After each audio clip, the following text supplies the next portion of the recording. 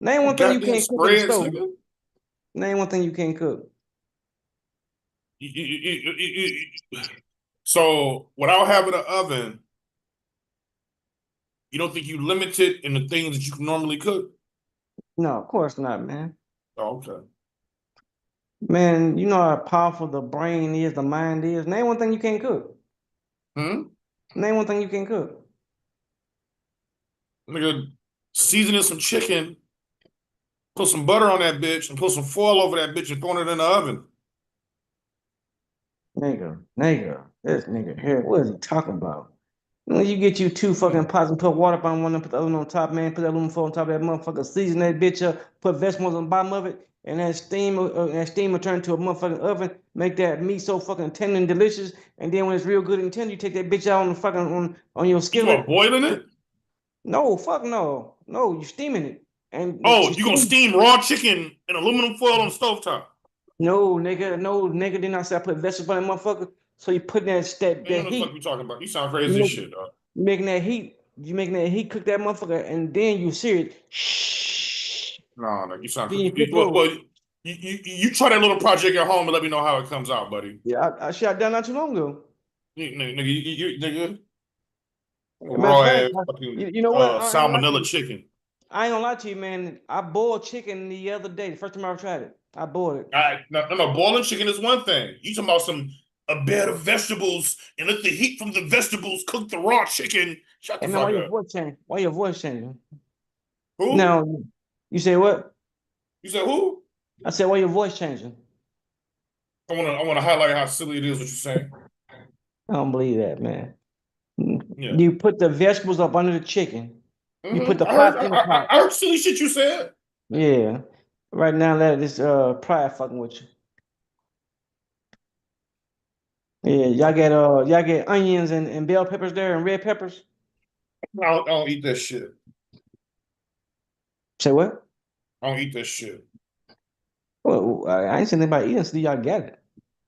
Don't matter if you got it or not, 'cause I don't eat the shit. Yeah, I wouldn't eat it either. I said y'all get it. I don't eat that shit. I don't know, nigga. I ain't looking for it 'cause I don't eat it. Oh, that's the difference. I don't know. It's kind of like, man, if I said you had salt there and you like, I don't know. I'm like, shit, you got it there, you don't get it there. We got salt, but I If, just don't eat it. if I got high blood pressure, nigga, I might not know. You got high blood pressure. So if I had it, I can't find the full deposition. I can only find this 4 minute shit. What you mean? Of this Doge staffer. I can't find the full deposition. Have you seen all of them? No, I only saw like a clip. I'm only seeing clips. I can't find the full one. Oh, oh, but they all get real interesting. They kind of old. One of them's from January. They've been doing this a while, man, but they all kind of like equally crazy. But basically, man, the crazy part is okay. You can kind of like tell when the guy first one came back and told the other guy like, man, they gonna actually it's right here and she's right here. So he's kind of like prepared with his EO answer. Yeah.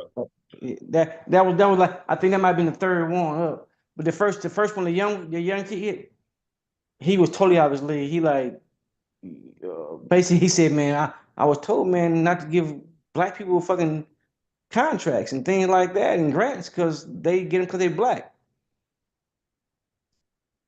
Never mind that they minorities. Never mind that women get them because they minorities. Yeah. I Like just want to make I, sure blacks don't get them or gays don't get them or immigrants don't get them. Yeah, right. Yeah.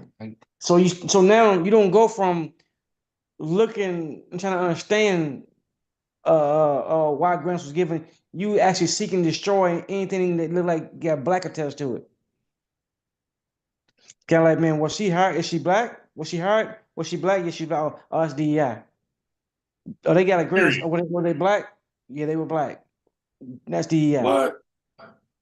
Whatever is just D. If they sound, if they how they sound black. That's DEI.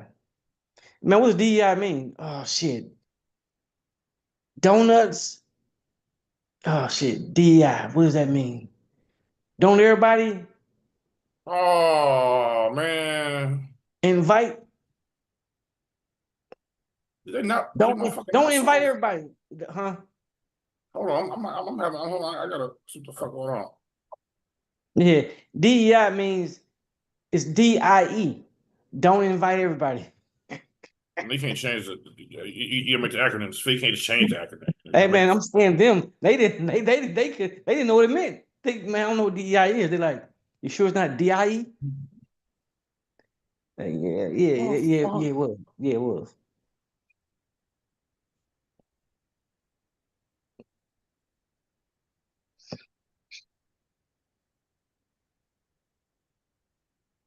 I can't find a full. I can't find a full deposition to save my goddamn life. Come on, fucking phone. Don't try to find it on YouTube. Try to find it on like Reddit or something like that.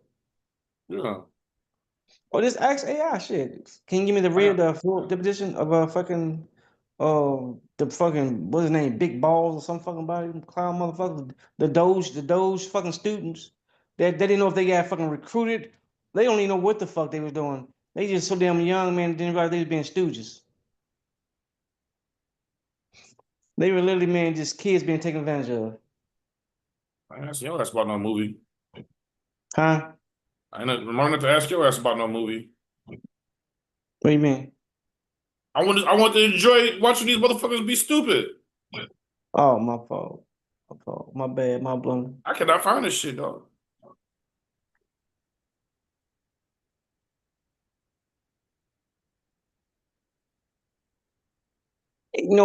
When in 10 years from now, when we look back, man, and they analyze this shit, man, where they can actually go in detail and Donald Trump will be dead and you know his grandkids will be saying he ain't And then be shit like, and he's what the crazy. fuck was these niggas on? Man, they gonna dig and say, man, so people won't be able to kill people, they gonna say, man, exactly, man, what the fuck? And you're gonna start seeing like, man, so that's why they created that law. That's why they put that in place. They made sure that should never happen again. God damn. Damn. God damn, they paid laws that they can't fucking, what, even fucking change a fucking door handle on the White House. They can't They even put do a this. they put a lady in her late 40s who got a bunch of plastic surgery and Space. has zero qualifications ahead of Homeland Security. That is crazy, man. And then they fired her and put a dude with even less qualifications ahead of Homeland Security. A farmer that he didn't go to college. The nigga didn't even What go the? to college. Yeah. This nigga's a farmer. The niggas, oh, you probably didn't see you probably remember him, do you? You know the niggas getting ready to fight in Congress, man? Yeah, he like, yeah. He said, come on, big boy. So he wants to make it. I didn't know he was a midget. That's why he's making fun of him. He said, he did a show up. He said, why don't any 50 you come down here and make it? Come down here and make me. As a matter of fact, why don't any 50 you come down here and make me? Man, this is a pure shit show. It would be funny, man, if it wasn't so violent and so fucking serious. Man, we got 2,000 troops, man, headed to the fucking Mid East. Man, we're gonna lose. We're gonna be. See, right now, man, that six soldiers dying. Yeah. That was the big toe in the water. And man, the Mm-hmm. water ain't that hot. Now we're going to stick our whole foot in there, and it won't be so bad. Man, once that 16th soldier died, man, then we start this count. You know what? We're 25 soldiers have died. They got 37 these soldiers have videos died. on X where it's people like coming up to the camera with their shirt with their t-shirt on and they're putting on like their uniform and shit. Some let me know if I got to suit up for you, Trump. And it's like so they put the music on, act like I'm ready to go. I'm ready to go, Trump. But they be Man, old motherfuckers who ain't gonna have to go. here's the And it's thing like y'all about, playing man. fucking game. Like, Okay, hold on, hold on, hold on, from hold on, hold on. hold on, All right, nigga. all right, all From a right. Go ahead. motherfucker who ain't never been in the Go. military, right? Okay. You look at you look at the military as a college program, as somewhere to go if I don't have a job. If shit is fucked up, it's always there. Man, it's motherfuckers who in the military, dude, who had no intention on going to no fucking war. If something happens, okay, we get it. You signed up for it. But to just be on a whim and on some bullshit, put motherfuckers' lives in danger? For what? Let me This piggyback shit's on back what you crazy. said. Let me piggyback on back what you said. Let me give you a first-hand account. So what I've seen, man, even when joining and being in there, man, and you understand, man, I was in the military, man, for 8 years. So, man, Pay for your let's say service. for yeah, whatever, motherfucker. I was never a good soldier. I never did like the military. I never liked Hey, what we did, what we stood for, none of that hey, shit. my buddy, I always said, I said, man, you threw it over there and got fucked over then. we was a machine, man, that was way overqualified, man, and had no idea, man, we signed up for. But hold on, that's neither here nor there. But what I'm saying is right here, man. You join, man, that thing, man, and you have no intention of, man, going to kill nobody. Now you got some people that appetite, but the average soldier, Yeah. man, they join, man, and they don't realize, okay, man, when you join basic training, you don't go to class, you don't go to school. You basic training, man, you infantry. Everybody in basic training is infantry. That's all it is infantry. Now, some people, man, leave basic training and keep on going to infantry. They go to additional infantry. Some people, man, go to the jobs. Now, for Marines, that's what they are, infantry soldiers. Bottom line, there's jobs in the Marines, but they practice infantry soldiers. But what I'm saying is this right here, man.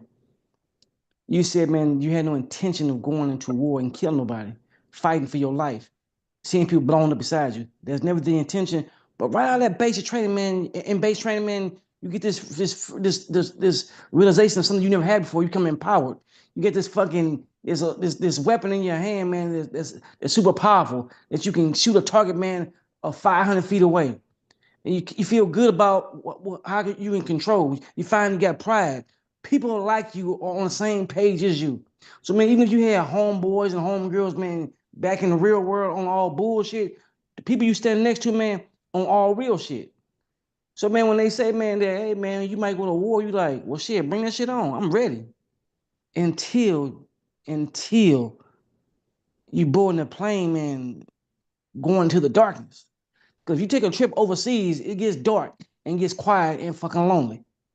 Also, now you touch down, especially man, touching one of them third world countries, and as soon as you get off that plane, remember you went to, remember the first time you touched down in Medellin, I think you just Medellin. Remember when that heat hit you?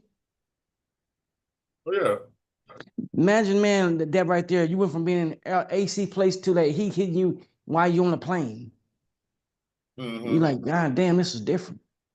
So, man, the motherfucking soldiers, man, they looking like, yeah, let's suit up until they in hell. A And it's foreign like, fucking place where exactly, you'll go. exactly. I'll talk to And a girl here. everything is serious. I'll talk to a girl here, right? Online, whatever date site, whatever, right? And she was like, I'm in Manila. I said, oh, I'm in Cebu, pretty far, whatever, right? So, oh, I'll be in Cebu next week. I'm gonna be there for like a week and shit. I said, okay, well, we get time, so we connect, maybe go to lunch or something. And then she was like, I was like, what do you do? Like what type of work do you do? She said, I signed up for a program to send me to Kuwait as a domestic worker. And I was like, don't you know it's a war going on? And she was like, yeah, that's been the thing that I've been worried about, whether I should still go or not, and blah, blah, blah. But I don't think anything's going to happen, and blah, blah, blah. Mm-hmm. Girl, you go over and get your fucking head blown off. Then what until she get down there and them motherfuckers grab her ass and rape her about 30 times in the same day and have her locked up and then let her go. But yeah, that Well, part. Kind of like that reporter, I life don't think that's changed going on in completely. Kuwait, but yeah, I mean, yeah, I feel you. It can be very horrible, but I don't think it's true. I don't think it's Iranian troops on the ground in Kuwait. In Kuwait, you Um, hear about or that's where that girl went when she talked to her daddy in the morning, and they was discussing like she was like a logistics or tech mhm. motherfucker or something. No combat shit. The place she was at ain't got nothing to do with no combat, and it got fucking bombed and she died. Oh damn. You know what I'm saying? And she had talked to her dad like that morning or some shit. And God it was just like, damn. God damn, you know what I'm saying? You know, she was like an IT officer or some bullshit. Man, I'm not planning on going nowhere where, man, like, damn, I didn't think it happened to me. I don't play it, damn, I didn't think it would happen to me shit. Because you Mm-mm. definitely the person to happen to. You know how you go in your life, man, Yeah. you like, weird shit happened to you? You like, man, of all It's people, it happened to me. Nigga, you the guy that's gonna be saying, damn, I didn't think it was gonna happen to me. you know who you are? I know who I am. I'm the dude You the playing mother dude. Skies that's a hold dude. on. You the motherfucker who go to the new to the planet with Kirk and Spock, and you the nigga that don't nobody know. You watch Star Uh, Trek, Star Wars, no, whatever the fuck that shit is, no, with Kirk and no. Spock? No, I've So seen maybe one or the two joke episodes. is Like, this. Like when they go to a new world and shit, right? You know who gonna die because it just be some random guy. oh, with So it'd be him. like it'd be like the stars of the show. Then it'd be like this guy, and then he go over there, he get killed. You know what I'm saying? It's like you're Oh, that guy. Like you're the unknown nobody motherfucker. exactly, Yeah, exactly. you know what I'm saying? So fuck that shit. But no, I seen these little videos, motherfuckers like, man, shit, we ready, we ready. I'm like, yeah, y'all ready until y'all fucking get kidnapped. And then you walking down the street, man, you fucking sitting there and walking in Iran with some motherfucking soldiers. See, man,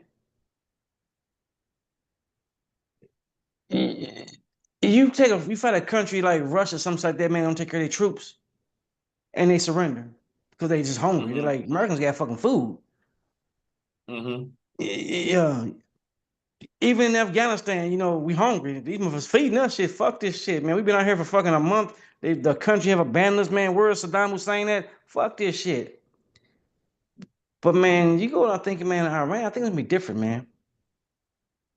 I think it's gonna be different.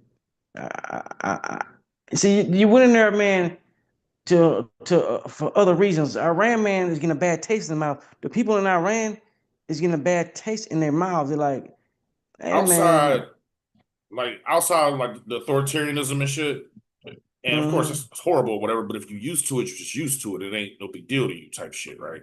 It may still be a big deal. I'm not gonna say that. You know what I'm saying? But outside of all that shit, like that shit, Iran's a stable country with an infrastructure. They got water, and they got literacy rate, and That's what I'm the, saying. So do you now I'm remember how looking many at motherfuckers we met from Iran on big screen? exactly. So hold on. With that being said, man, all of a sudden now, man, people are sitting around having conversations like, "Hey, man, America, man, what is y'all problem, man? Why the fuck would y'all blow up a fucking school of girls, of children?" And with the Mm-hmm. news they're showing, the news we're seeing, all it's filtered. The shit that they're seeing is totally fucking unfiltered. Think thinking, man, they got their cameras out live and man, fucking babies crying, pieces of babies. See, man, remember I was going to tell you this story, but I didn't finish. So I'm watching this motherfucking dude, man, with this fucking dial in his hand, arguing and yelling. Now, I don't understand the language, man, but he is highly upset. And people kind of like standing around him, man, and it looks like they got these like kind of smirks on their face. But when you look closer, there is that it's not a smirk. It's that pain that you can't speak of. So he gets this little dog, he gets this dial in his hand, and he's shaking his hand and yelling and talking. And Mm-hmm. as I'm looking closely, man, I realize, man, it's not a dial. It's a Mm-hmm. the hair is not hair. It's the little girl's hands. So Mm-hmm. he holding her forearm as he's shaking an arm of a little girl, but he's talking and the hand just moving. I'm just frustrated and yelling. It was the fucking kid's arm that he was holding, just the hand and the forearm of a little girl after the school blew up. So man, that visual now, it's been scrubbed, and even when they do show it, it's blurred out. But I saw that, man. Man, that's some shit that, man, they ain't gonna swallow. And then people think like, oh man, they live like that. Man, no, people don't live like that. No, Well, people that on the nobody outside human say beings is something not like that. meant for that shit, man. No, your body, your mind, man, sees that, man. It's like, man, my mind can't process that.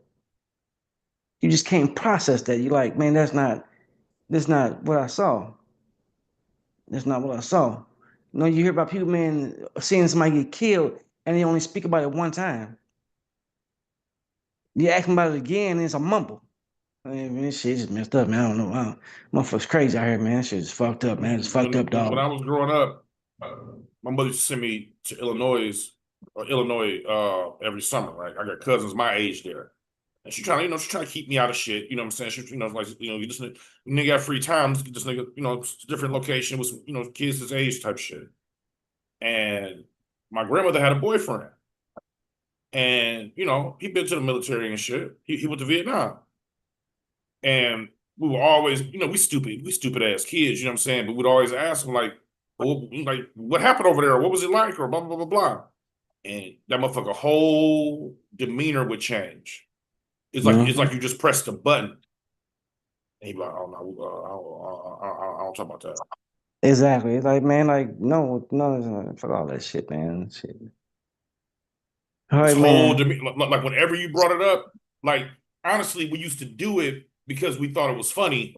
You know what I'm saying? And so like and we wait till like he like super happy and like like he in a, like a whatever, and then we'd be like, hey, so what about such and such and such? And he'd be like, like his whole it was like you press the button on that motherfucker.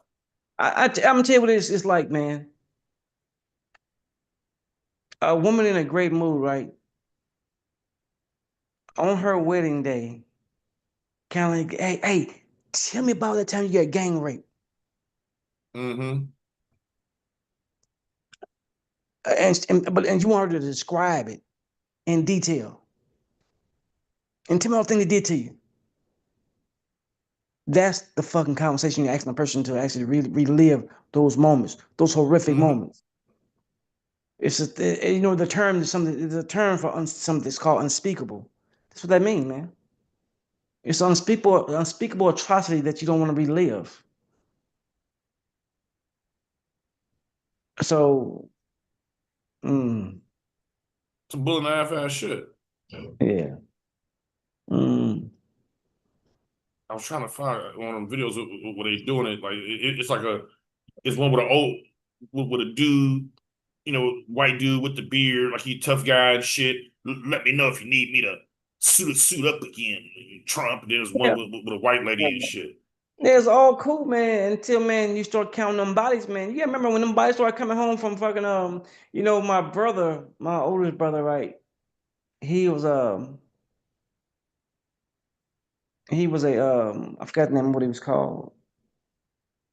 But my brother, he was squared away dude. Squared away. I always knew he was squared away. So he was asked to accompany soldiers home.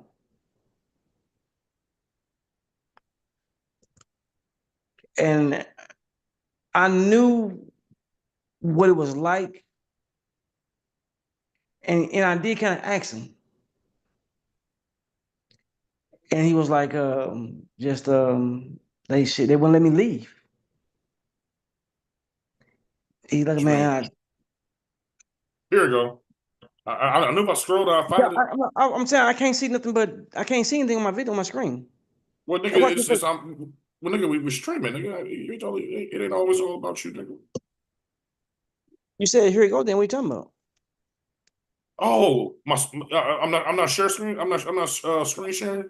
Yeah, nigga, what I gotta do? Speak it in fucking layman's term? I gotta put in the subtitles or something. Like what I keep on saying, you can hear me. If I click over it, goes mute. Okay. I can click it off. All right, there it is.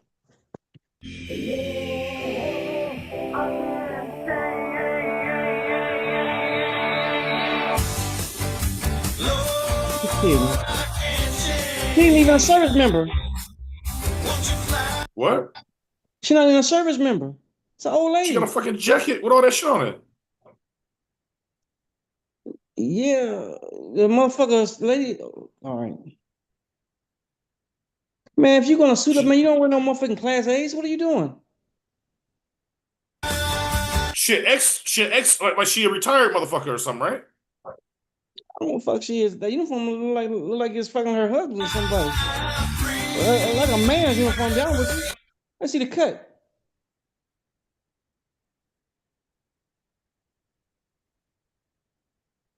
I see Air Force. What you doing? What does GWOT mean? I can't see that. Just in case Washington calls on GWOT vets. So I don't know. GWOT. That's her daughter's shit. My daughter might be serving too, though. I never watched the end of it. My daughter might, or that might be her when she was young. Her That daughter, might be her too. no, you see the flag in the back. Her daughter got killed, and she put on her. It's like she put on her daughter's uniform. Does that make sense or no? That mean it looked like, man, that's her when she was young. That picture right there that everybody get when they first join the military. You get a flag. You get that triangle flag in the back. Is Yeah. that when somebody died? Wait a minute, it's a triangle or is it the flag? I gotta see the flag again. I can It's on that little table behind her. Oh, I didn't see that. Oh, okay. What's Now the I see deal with that. this shit? Hold on, I got to see what the deal is. Shit, the fuck is Is woke? that a shrine back there behind it? Hmm? Shit, damn.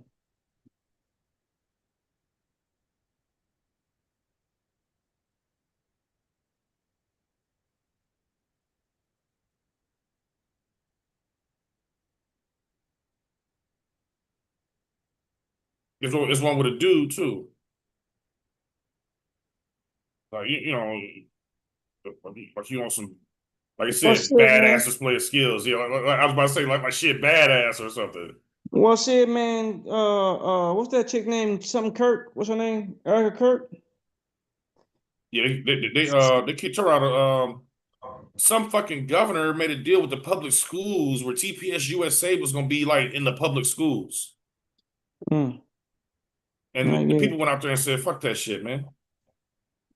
Man, well, she did her dog whistle the other day, talking about, what I'm saying, young white boy Mhm. shouldn't feel disenfranchised. White male man shouldn't be young white male She said men young shouldn't males should don't let them make you feel blah blah blah, especially be, young white males.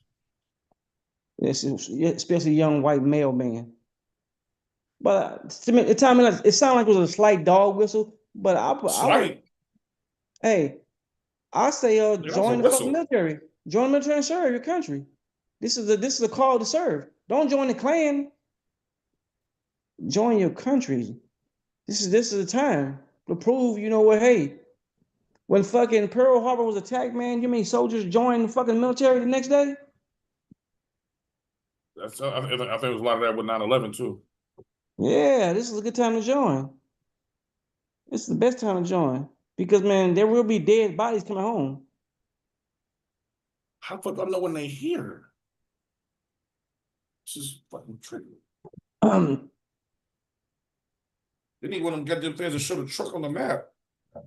now I was saying, man, I said my brother, man, he gives him a ride. He accompany him home. When a soldier dies, he have a dignified return home, and he must be followed by a soldier to accompany him home, Hmm. all the way to his fucking his home, and make sure that he's showing the proper respect all the way home from planes to transporting to the airport and everything. But you don't have to. You're not required to stay. You gotta make sure he gets home. And the crazy part is, we had soldiers come home the other day, and Donald Trump out there with a fucking baseball cap on. Imagine Obama did that, man. Yeah. And I'm gonna be honest with you, man. You know what, man? People say that. Imagine if Obama did that. No, you can't imagine he do it. I can never imagine him do that. Cause I can't imagine him doing that. I only can imagine Trump doing some shit like that. They You know what, are man? That's some Fox shit Trump would News. do. I can't imagine Bill Clinton doing that shit. I can't imagine George. I They can't were imagine anybody, man, that's a president doing that other than him. Fox News knew it was so inappropriate Yeah, that try to what they change, did strip it was up. they played footage from a previous time that it happened, so he was like appropriate instead of him, you know what I'm saying, in the fucking hat. And then came on the next day and apologized. They had to do Man, you can't apologize for that being so disrespectful. You air somebody else's dead body on TV, man. It's crazy. You having a bad hair day, so you can pull a cap on. Man, it would have been more respectful if he would had his hair wild. If he'd been wild and feel looking distraught. At that point, he say, man, that right there, man, is what a president goes to. That is Could war. you just say? Could you just say I couldn't make it? Fuck no, you can't say you can't didn't make it. The president gotta be there every time the dead troops get dropped off. No, no. But we talking about the first 6 dead troops, man. You're gonna be there. No, now when we get to 15, remember I said a minute ago, when we get to that 15, that 13, that 17, that 19. Business as usual. Exactly. I said this was the big toe in the water. But once the whole foot go in the water, that's business as usual. But no, this was identified ceremony. We all knew it was coming back. We knew it was 6 soldiers. You know, we knew the names. And in a month from now, 2 months from now, we won't know who the soldiers' names are. Hell, we won't even know the soldiers that's been kidnapped. Well, not kidnapped, but hell, what's the word before you when they take you, capture you, I guess. I mean, is they planted boots on the ground, am I agree? You say what? If they about to put boots on the ground, am I agree? I can't hear you way too far away from your. You said what now? It's supposed to be boots on the ground in Iran. Nigga, I just told you, man, about 15 minutes ago. We got 2,000 soldiers, man, are getting ready to go. We got about 25 soldiers. Is they going to fortify our bases or is they going to fucking invade Iran? They gotta invade Iran. They gotta have, man, to actually, man, even attempt a regime change, which can never happen, but to get some order or some structure over there, man, they got to actually, man, put boots on the ground to show a presence. Or we just gonna be sitting there and they're bombing each other. Think if no American is in Iran, what changes? And then what you do, bomb the citizens to death, and then say, okay, that's all right, we gone now. There's got to be an attempt to put a actual motherfucking regime change, which can never happen. You can't go in somebody's house, man, and kill their father and replace him with a stepdaddy. Them kids ain't gonna love their stepdaddy no matter what. Yeah, no matter what. Even if he in there raping a wife. She said marginalized. That's what she said. Now, did you hear about her with the little girl? Who was that? No, I'm trying to find it. This is it here. Hold on. You're Erica. Thank you, Erica Franz, for making my whole week. And I'm guessing this is the thing that Erica had sent her, and it said, I want to be inside your lady garden. Know I'm saying? Noam Chomsky, I'm saying? Know I'm saying? So we got more on Erica Kirk, and it turns out that a lot of people think she was brooming, replace B with a G, a young 15-year-old girl, because that's what it looks like. And I'll show you here. James Lee talked about this a little. We'll talk about it here. These are the alleged texts between Erica Kirk and a 15-year-old back in 2013. Let me call you. So Erica Kirk was 25 years old, and she had a relationship with a 15-year-old girl, and these have surfaced now, these text messages and tweets, and none of it looks good. It looks like, you remember how what she was doing in Romania? People were accusing her of trafficking in Romania at her orphanage. Well, and that where her orphanage was the center of trafficking. Well, a place known for Andrew Tate. Yes, watch this. Hold, sweetheart. Give me a sex. Wow. Okay, laughing emoji. Sex too, but not from you. Lol. Holy shit. You always make me laugh. Erica responds, I don't bat for the other team. So let me show you this. So this is our text messages. This is Erica. She's talking to the 15-year-old. Like, in what world is it reasonable for a 25-year-old to be talking to a 15-year-old in this context? I mean, told you something about that girl eyes, man, throws me off, man. Her eyes, I don't know what's it, I know it sounds crazy, man, But some of their eyes, man, heard that preacher. Or somebody else like that too. Just that fucking look, man. I mean, there is a thing. I mean, there's a thing called crazy eyes. You know, some folks got crazy eyes. It's fucking wild-eyed Irishman ass motherfucker. It's the wild-eyed Irishman. Oh, what fucking wrestling was that? It was a wrestler. It's called the wild-eyed Irishman. You know what I'm saying? This shit, I don't fucking know, man. You know that preacher that look real evil? I don't look like he bought his money. He look real pimping. You talking about the motherfucker who that bro, I can't tell the truth, but a bunch of demons. I'm trying to serve God. Can't hear you. He's gonna kill him Copeland. You said what? That's heaven. That's heaven. You been around a real pimp, man? I can't hear you. What you say? Yeah, it's just don't my fucking headset. Look, what's going on? You You said can what hear about me you now, heard? but you couldn't hear me when that's crazy. Yeah, I can hear you You've been now. you've been around a real life pimp. Mm, I don't think so. No. It's about some real life pimp. No, I don't think I've been. I know Not like that no play Don Juan. shit. Not no man, look, No, I dude. don't know Don Juan pimp like that or no fucking Fleetwood and all. No, I ain't never been. Now, of course, man, you no, You not. see shit on TV. I remember you remember documentaries and shit, but what I'm saying is this. I No, had a I ain't never unique seen Don experience Pimp. because my brother's homeboy was one of the best barbers in the city when I was in high school. And so, I mean, like one of the best barbers in Detroit was my barber. And he fucked with me because the homeboy, I'm his homeboy little brother and shit. I used to go to the barbershop, man, and it was real life pimps in that motherfucker talking that shit. The point I'm making is that real life pimping is some evil shit, man. And when I see that Kenneth Copeland and the ministers and all that shit, I see the same energy. Yeah, yeah, it's the same thing. If you got the gift of gab, man, you can make people do crazy shit. Jim Jones Mm-mm. had either been a It's pimp or a preacher. it's more than the gift of gab. You got to be able to disregard another person's life for your benefit Yeah, and be right next to them while you're doing it. That's the part. that is a person, man, that has probably a little emotion and understanding for a person. That man, you see them as a commodity, man, of get you where you need to be at. You don't see them as even human. You have no problem with killing them.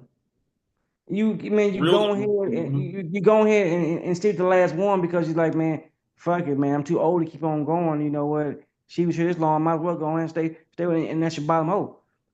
But man, My if mom went she to a fucking church and a dude tell his story. He said he used to be a pimp. He tells me, yeah, you know, back in the day, the first lady was his bottom hole. And I'm hmm sitting, and this is when I'm first getting to my atheism kind of. This is when I'm first. I'm not very I'm not very well learned or nothing. Uh, you know, and this is when I first was like really feeling like this is all bullshit. You know what I'm saying? And was damn near not my family, but this is when I was early in that shit. And my mom like, well, I started going to church on a regular basis, and you should come. And so I go in there and I go and he tells this goddamn story about how God delivered him from all this shit. And I'm sitting here and we left. I said, Mom, it's a book called From the Pimp Stick to the Pulpit, right? And she's like, ain't got nothing to do with him. I'm like, okay. And the nigga had a Lincoln Navigator. The first lady be have her the super elaborate, colorful weaves, and be wearing all these bright ass dresses and all this shit. He had the big Steve Harvey fucking suits and shit, pimping. You wear the bright colors to attract motherfuckers. Even though we look at you and think you look silly, it's still eye catching. That's all I want. All I want to do is catch your eye. And so it looks silly to you, but it's got a purpose for me. Then uh uh the nigga was a real estate broker, and he used the church as his office. The nigga had the building, and he had the people from the congregation, cleaning and fixing the building up, like, and pressuring them to do it. And the whole time, man, like it was one day, man, my mom called me. I'm like, you at the house? She's like, no, I'm at the church. And I said, okay, you know what I'm saying? I was gonna give her some money. No, she was still working. She was still working back then. So this a while back. She wasn't retired yet. We had some type of money transaction. I can't remember. And you know, I go to the church to whatever. I don't know if I was giving her some money. I don't remember. But I go there and she's scrubbing floors and pews and shit. And I'm like, didn't you work today? And she's like, yeah, but did nobody come and it got to get done and blah blah blah. And I'm sitting here like, man, it was so bad to a point. Hold on. Your delivery might be delivered a little later than your expected delivery time. Okay. I can't even reply to this. Okay. Long story short, it pissed me off so much that I stayed and cleaned up. So she can just get done and get home so she can go to work the next morning. Right? Mm-hmm. And this motherfucker come in and shit with a suit and all this bullshit, like, oh, young man, it's good you're doing something for the Lord. And I say, fuck you, nigga. Right? She was tithing and all this bullshit. And what finally made her snap out of that shit is she had a little church friend. They used to hang out. And her church friend was on some financial hard times and shit. She worked at like Family Dollar, but she was behind on her bills and shit had got bad to where like she was like damn near about to get evicted type shit. And my mom was hanging out and my mom had discovered the food pantries with her. And they would take a day and just go to like whatever food pantries was open and load up on shit. The lady go and my voice went low. Yeah, supposed to come out my headphones. Long story short, the lady come my mom. She said, "Listen, you know what I'm saying? I don't want to. I need some help. You know what I'm saying? I need like $500 or something so I can pay my shit and get my landlord off my ass." And I guess the landlord was coming out like, "You want to fucking pay the rent type shit." So mom was like, my mom telling me this, and I said, "I'm like, did you loan her the money?" And she said, "No." I said, "Why not?" She said, "I've been tithing and donating." She said, "I donate every time. I've been tithing. She should be able to go to the church." And so she told him, like, "Listen, you know, talk to the pastor about this." You know what I'm saying? The pastor told her I ain't giving you no money. Pray on. My mom ended up giving her money. And that's what mom said, fuck that church. But it's straight pimping. Straight pimping. And it's all single working class black women that supporting that shit.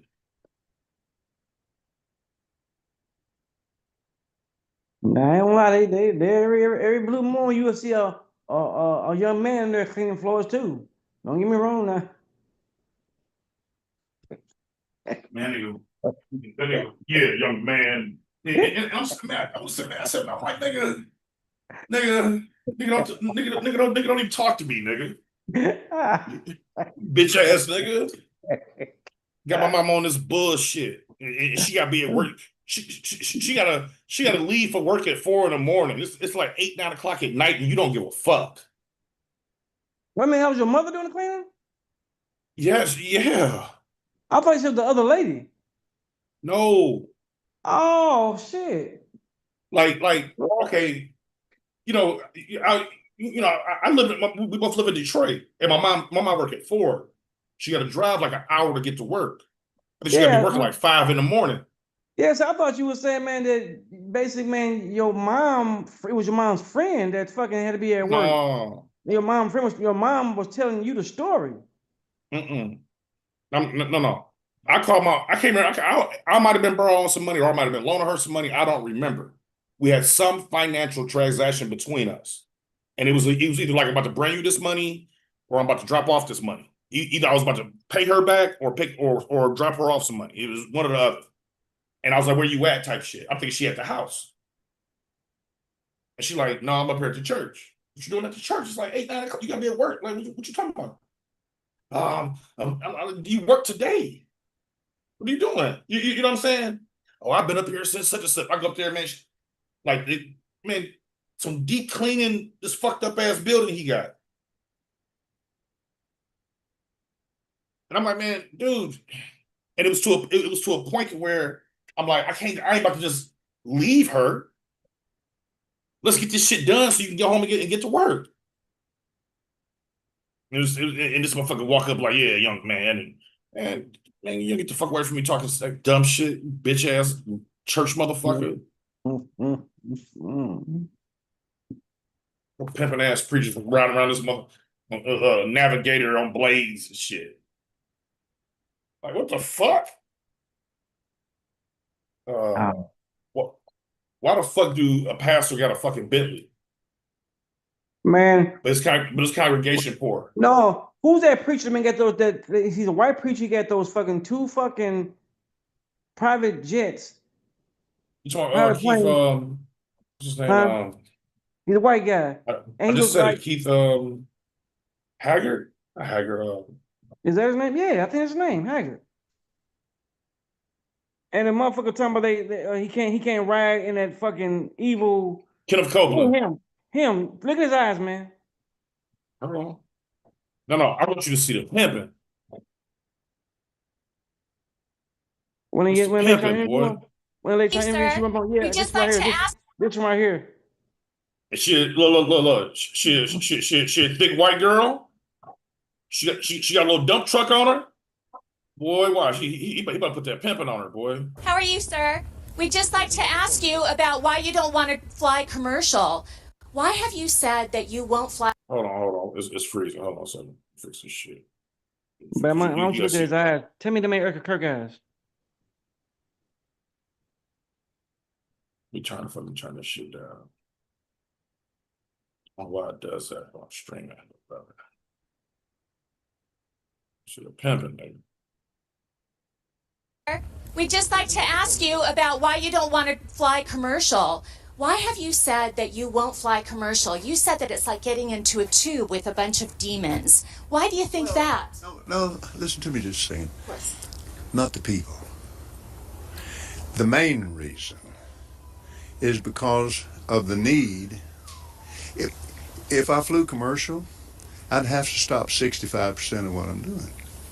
That's really the main. Isn't it true that you want to fly commercial so that you can fly in luxury? How much money did you pay for Tyler Perry's Gulfstream jet, for example? Well, for example, that's really none of your business. But You got to deal with Isn't it. it the business of your donors? listen, You got a deal on it though. You got who? A deal. Oh yeah. I paid. You know. You kind of caught me off guard here, okay? Certainly. Well, if you'd like to come out here, I'd like to give you a chance to catch your breath and have a conversation. We don't want to catch you off guard. I love Inside Edition.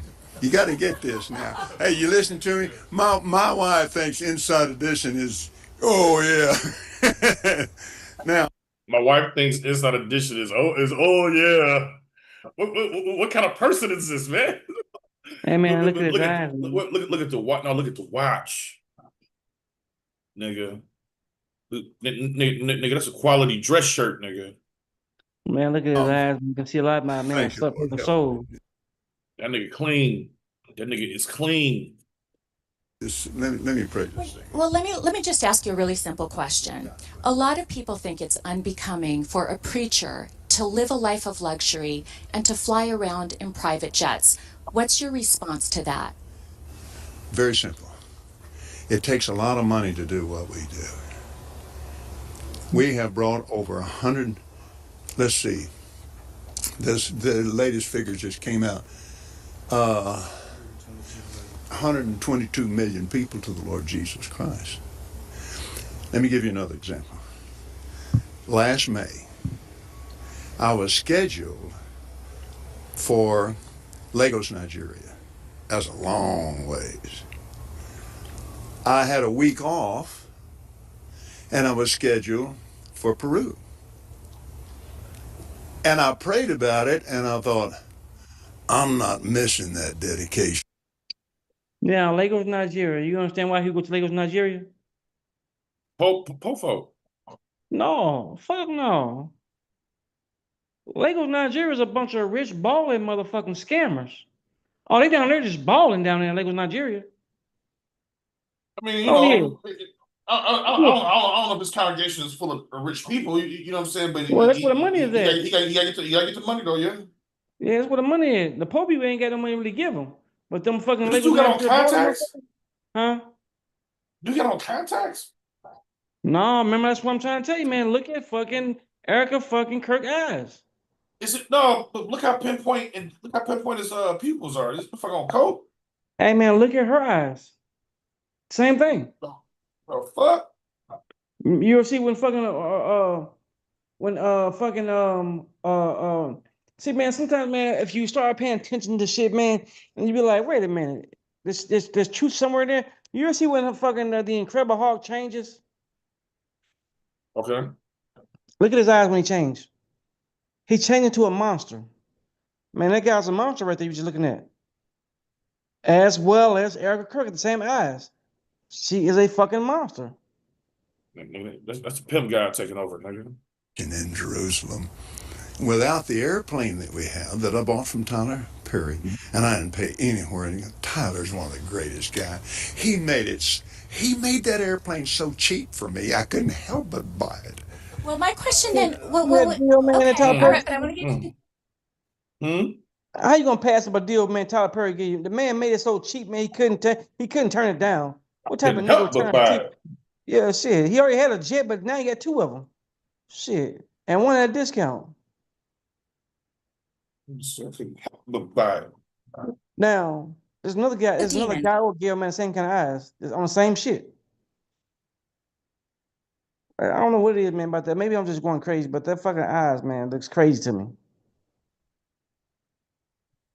I mean, I don't shit. You're like in the influence of some type of fucking drug and the pimp guys, maybe.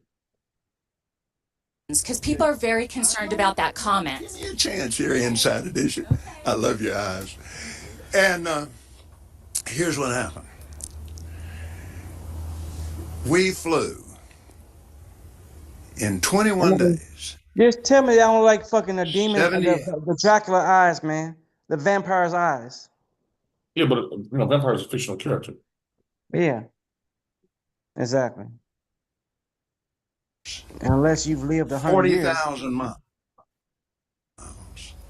Touched 5 continents and preached face to face personally with 125,000 people. Amen.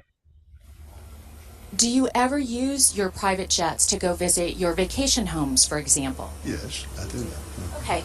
Again, getting back to the comment, you said that you don't like to fly commercial because you don't want to get into a tube with a bunch of demons. Do you really believe that human beings are demons? No, I do not. And don't you ever say I did. Speak on it, brother. This is just somebody who's been living a life where they're not challenged on anything.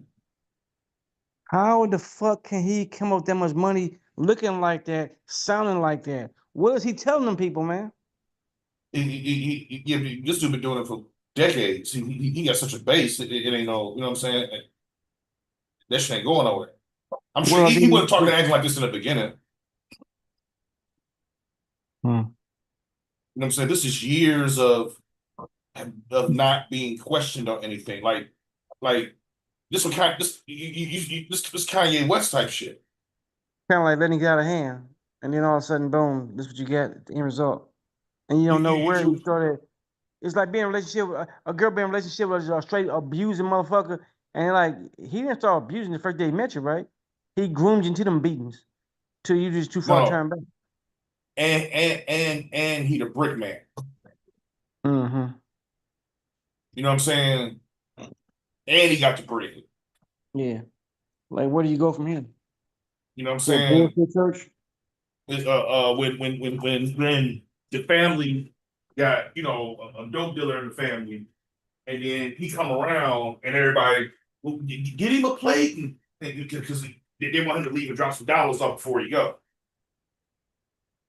This is the result of not being challenged on your thoughts and ideas. This is what you turn into. We wrestle not with flesh and blood. Because if he did that to you, man, shut the fuck up. What the fuck you talking about? I'm listening. I'm like, man, speak on it. What I'm saying is, man, immediately, your natural reaction, like, man, who the nigga, you better sit the fuck down somewhere. Yeah, exactly. It'd be hilarious to me. I couldn't stop laughing. I'm like, I'm sorry, The man. fuck? This shit funny, man. I just keep laughing in his face. That's why I couldn't be a reporter, because all I did was quote what the fuck you said. You said that you don't like to fly commercial because you don't want to get into a tube with a bunch of demons. Do you really believe that human beings are demons? No, I do not. And don't you ever say I did. But you said it. And I'm gonna hold this pose to try to, man, fuck, man, nigga, nah, man. We wrestle not with flesh and blood, We but wrestle not. principalities and powers. Can you explain what you meant by that term then? Just explain, because it's really simple. You said you didn't want to get into a tube with a bunch of demons. What did you mean? It'd been so much better. Bitch, what you talking about? Shut up, bitch. I told you I wrestle Well, not. let me ask you. With the principalities. I think that people that fly commercial are If demons. you give me a chance to talk, sweetheart, I'll explain this to you. But it's a I like biblical Ryan. thing, it's a spiritual thing. It doesn't have anything to do with people. People, I love people. Jesus loves people. But people get pushed in alcohol.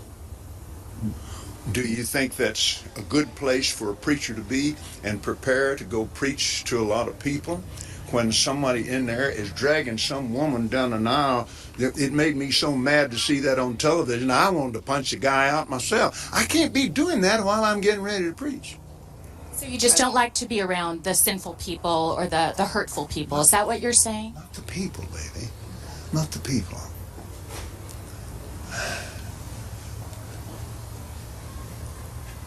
Back during the days that we couldn't. It's like, and it's funny too. Like, these motherfuckers is so used to just not being challenged on nothing that they say, that the simple little pushback right here, where he can't just say, where he can't just go off, be like, God told me, or where he can't just go off. Mm-hmm. He's befuddled. Like, this is not a hard thing to fucking deal with. But he's so not used to pushback that you would think he's not articulate. Like, this motherfucker is befuddled. Do anything else. We had to travel commercial. When I went to Oral Roberts University, I flew for Oral Roberts. I'm a commercial pilot. So I spent a lot of time in airplanes. You have how many planes? We have the Gulfstream. 3. And we still have our Citation 10. And then we have a little small airplane. But both those are the two ones that we use. And we use them all the time. And other people use them too. We have other ministries that use these. In the book of Ephesians, oh God, I love this. We wrestle not with people, but with principalities and powers, unseen things. Amen, brother. Rulers of the darkness of this world. Talking about the devil, he's a very real devil. Just the same as Jesus is a very real Lord. Amen, brother. And I spent a lot of time on the airlines. Hallelujah. But the main thing that happened that wasn't the main reason. The main reason was, Come on now. I could no longer do what I called to do. Bring it home. Bring it home, To be brother. on the airlines. Besides that, I need my clothes when I get there. Amen. And you have some fancy clothes. I mean, do. for a pastor, you are living a life of luxury. You've got great homes, you've got great planes, I you drive in limos, I'm a and very wealthy man. you're a very wealthy man. Yes. Yeah. Amen, And some brother. people would say that is it appreciate? May I add something to that? My wealth doesn't come from offerings alone. Speak on it. Alone. Speak on You it. sell Well, things, books and DVDs. Yes. And I have a lot of natural gas on our property. uh-oh. Didn't know that, did you, babe? Now I do. Mm-hmm. Yeah, you do. Isn't that wonderful? Well, I guess it's wonderful for you. Back when, and I might add another thing too. We invest from, let's see, I don't know the exact number on last year yet, but it will run something in the neighborhood of 25 million in the poor. Can't do that and be broke. So, final question is, a lot of people maybe have a misunderstanding then about what you do in prosperity preaching. So the final question is this: to those critics that say that a preacher should not be living a life of luxury, what is your response to that? They're wrong. That's it? That it's a misunderstanding of the Bible that if you go into the Old Covenant, do you think the Jewish people believe you should be broke?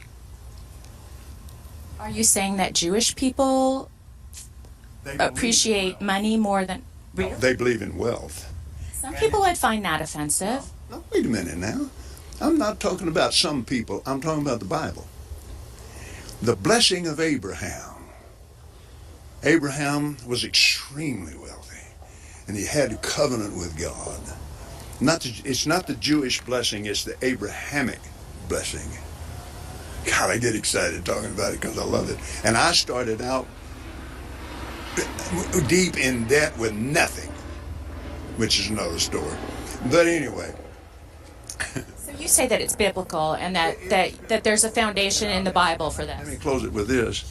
I had to learn this, like I said, from the Bible and from my spiritual mentor, Oral Roberts.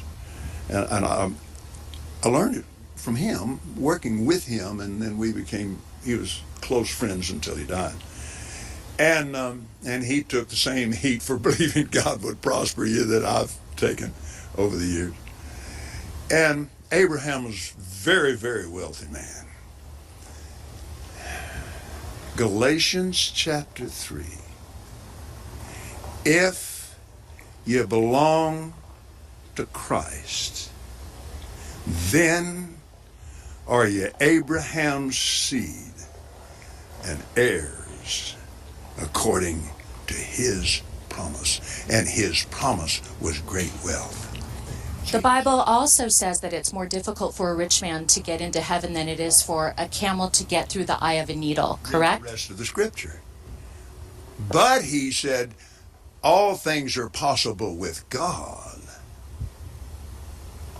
And he said, if you study the Greek behind that. Oh, nigga, you don't understand the Greek, nigga. You understand the Greek? No, what are you talking about? It's a verse because I was thinking that in my head, and she brought it up appropriately. It's a verse in the Bible that says it's easier to get a camel through the eye of a needle than for a rich man to get into heaven. And like you don't understand the Greek on that. It's trusting in wealth. When he said that, his disciples said they were astonished out of measure because they were wealthy men.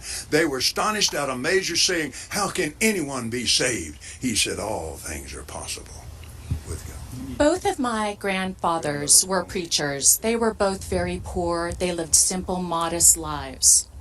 They were extremely offended by men that made money like you do, preaching like you do. What would your response be to people that think that preachers shouldn't live this kind of a lifestyle? Folks like both my grandfathers. And I understand that. And I love them with all my heart. It's your grandfathers that we're standing on their shoulders. They held up and they stood for it. Glory to God. But when you go back to the Bible, it's full of wealth. And it's full of miracles and signs and wonders. And it's full of goodness. And it's full of meanness. It's just full of hell on earth. Those are the demons, not the people. I love the people. Again, getting back to the... Sir, thank you so much for your time What's your today. Lisa Guerrero. Lisa, God bless. Father bless Lisa today. Thank you for Thank you for Right here with that giving hand me in the pressure, opportunity to that know hand in that her, prayer. her team, and I I put her pray, hand soft as hell. believe her peace will be successful. I love Inside Edition. I love the people on it. And it thrills me to get a chance to have my face on Inside Edition. Thank you I very love much, you, Reverend. girl. You have a nice day. Yes, ma'am. Thank you very much for your patience. Boy, that was pimping right there, boy. KC, Kenneth Copeland.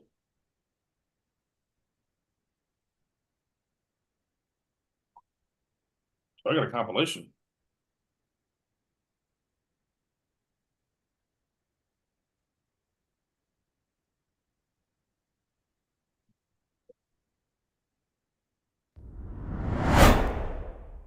Here, let me show you Erica Kirk's crazy eyes. Wolfton Finance got this. Let's watch. We did what we usually did before tours. We said our prayer, and we asked the Lord to protect us, and we asked the Lord that His will be done. That's what we did. At one time, an employee... I think with her, I think somebody told her to do that. Like that's a way you like at some point she think that's a way to connect with people or something, or she's. I think she think that's something smooth she doing. Turning point. She has been one of the main peddlers of these conspiracies, and she is making a huge amount of money on it. She's building her business. What do you want to say to her and the other people that are putting these lies out into the world right now? Stop. What I am doing is releasing myself from the enemy's hands, where he could have a foothold in me. But also wanting justice for them here on earth. Of course. But we serve a just God. And I rest easy in knowing that. He's sovereign, but he's just. And so let the Lord handle that.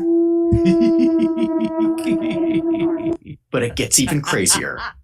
There's a drag queen who has also been commenting about this. Oh, okay. Now, I apologize in advance for forcing you to watch a drag queen. You know what? I like just her. me But this going is crazy important. with the eyes, but apparently I'm This not is a man.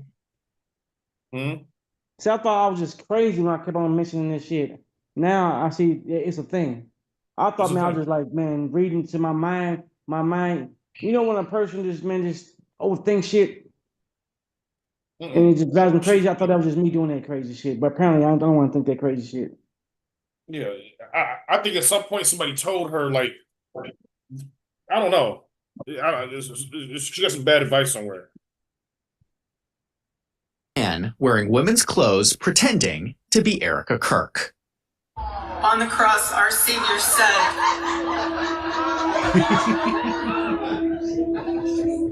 Father, forgive them, for they not know what they do.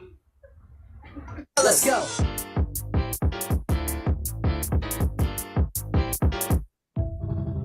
Here is the point. Mitch Snow is not the only person saying that Erica Kirk has unique eyes. Even the gays are noticing this. Let me know in the comments if you agree with Mitch Snow that there is something unique. I don't know if she think that's cute, sexy, or something. Is somebody gave her some bad advice somewhere, man. Well, I wish I could find this full fucking deposition. I can't find this goddamn deposition. The Doge bros, I guess, are having to go through like a deposition about all of the information. Maybe it's on X. Yeah, try it.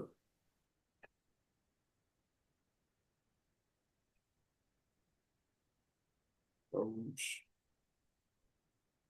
that way.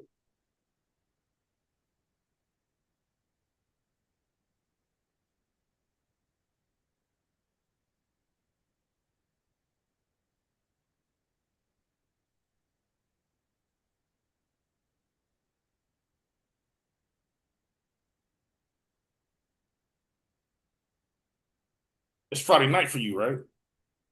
Yeah. Okay. What time is it anyway? For me, What time is it? Hold on, what time is it? It might be fucking around about, I might gotta go to sleep. Yeah, I gotta get up in the morning, man. Go to work. all right, for sure. All right, later. All right. All right, big dog. All right. We find this goddamn deposition.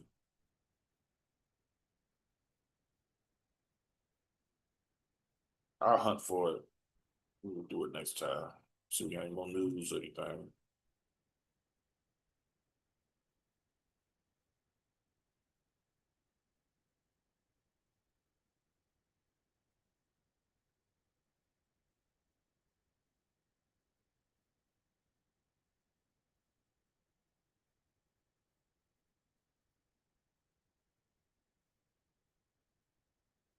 Just minutes ago, the president saying the U.S. military, quote, totally obliterated every military target in Iran's crown jewel, Karg Island. The president just speaking. What did he say?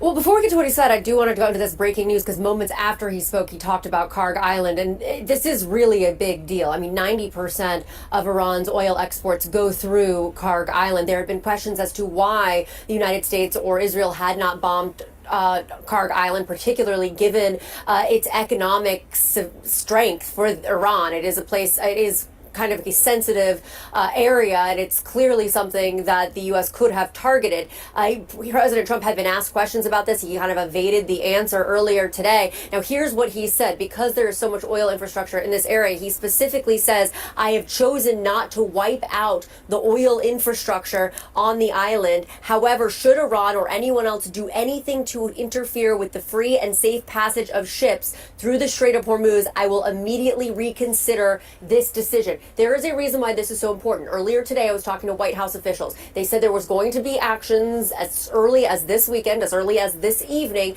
that were going to show how the U.S. was working towards trying to get these ships through the Strait of Hormuz, getting the Strait of Hormuz opened again. That is clearly what they were referring to, was these explosions in Karg Island, a place that had seemed like it was going to be off limits.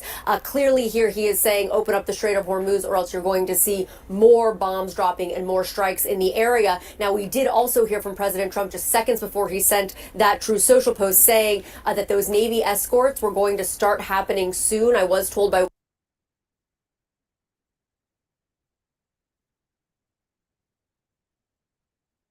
Taking the Strait of Hormuz should be easy for the US, right? On the one hand, you have the world's most powerful navy. 11 aircraft carrier strike groups backed by hundreds of ships, thousands of planes, tens of thousands of missiles and bombs. And on the other hand, you have this tiny waterway, only tens of kilometers across at its narrowest point, obstructed only by a regime that has been pummeled now by airstrikes for nearly 2 straight weeks with no sign of letting up. Fighting for a passage the US desperately wants to reopen because it may just be the most economically important maritime choke point on Earth, with 20% of the world's oil transiting through, and they can't take it? I mean, they sound like they can take it. We have capabilities that no other nation on Earth has. The mullahs are desperate and scrambling. If Iran does anything to stop the flow of oil within the Strait of Hormuz, they will be hit by the United States of America 20 times harder. But the flow of oil has largely stopped, and the US hasn't been able to get it going again. And actually, a quick scan of headlines maybe even suggests the opposite is happening. Iran laying mines, international cargo ships in the vicinity being hit, dark smoke pouring into the sky. Why can't the US just take over the Strait of Hormuz and get oil tanker traffic moving again? Well, because it's a lot harder than it sounds.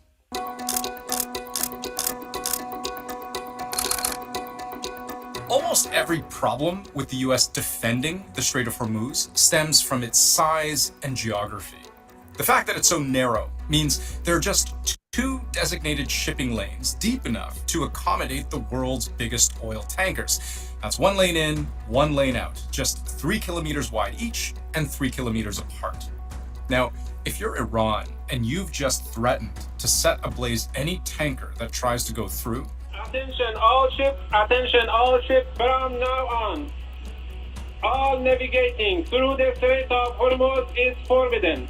then you have a very predictable, very tightly confined kill box to work with. They can hone in very easily on some of those ships trying to navigate those difficult waters. You can't pass a lot of ships through. You can't get ships through there at high velocity. Oil tankers are big, slow, clunky targets through the strait itself. They travel at most at around 20, 30 kilometers an hour. Huge targets on well-known paths would make for a very appealing, very easy ambush.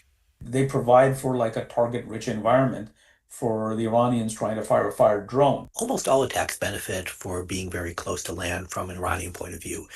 So Iran can use a lot of weapon systems that are short range. So rockets, short range missiles. Coastal artillery for literally direct fire that's close to inside of Iran and inside of areas where they've hidden artillery, the rounds that could hit from a local distance, but then also from a greater distance further away. An attack or multiple attacks at once from so close would leave American warships very little time to defend. Typically, when we think about the kinds of munitions Iran has used to attack its Persian Gulf neighbors,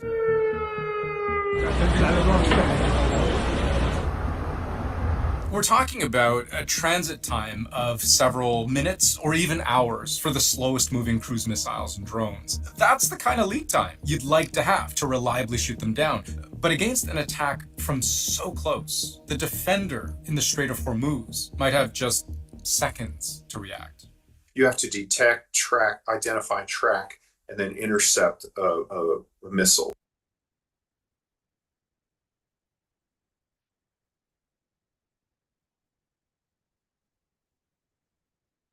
I'd like you, sir, at the table here, to listen to more stupid from Stephen Miller about selling this war in Iran.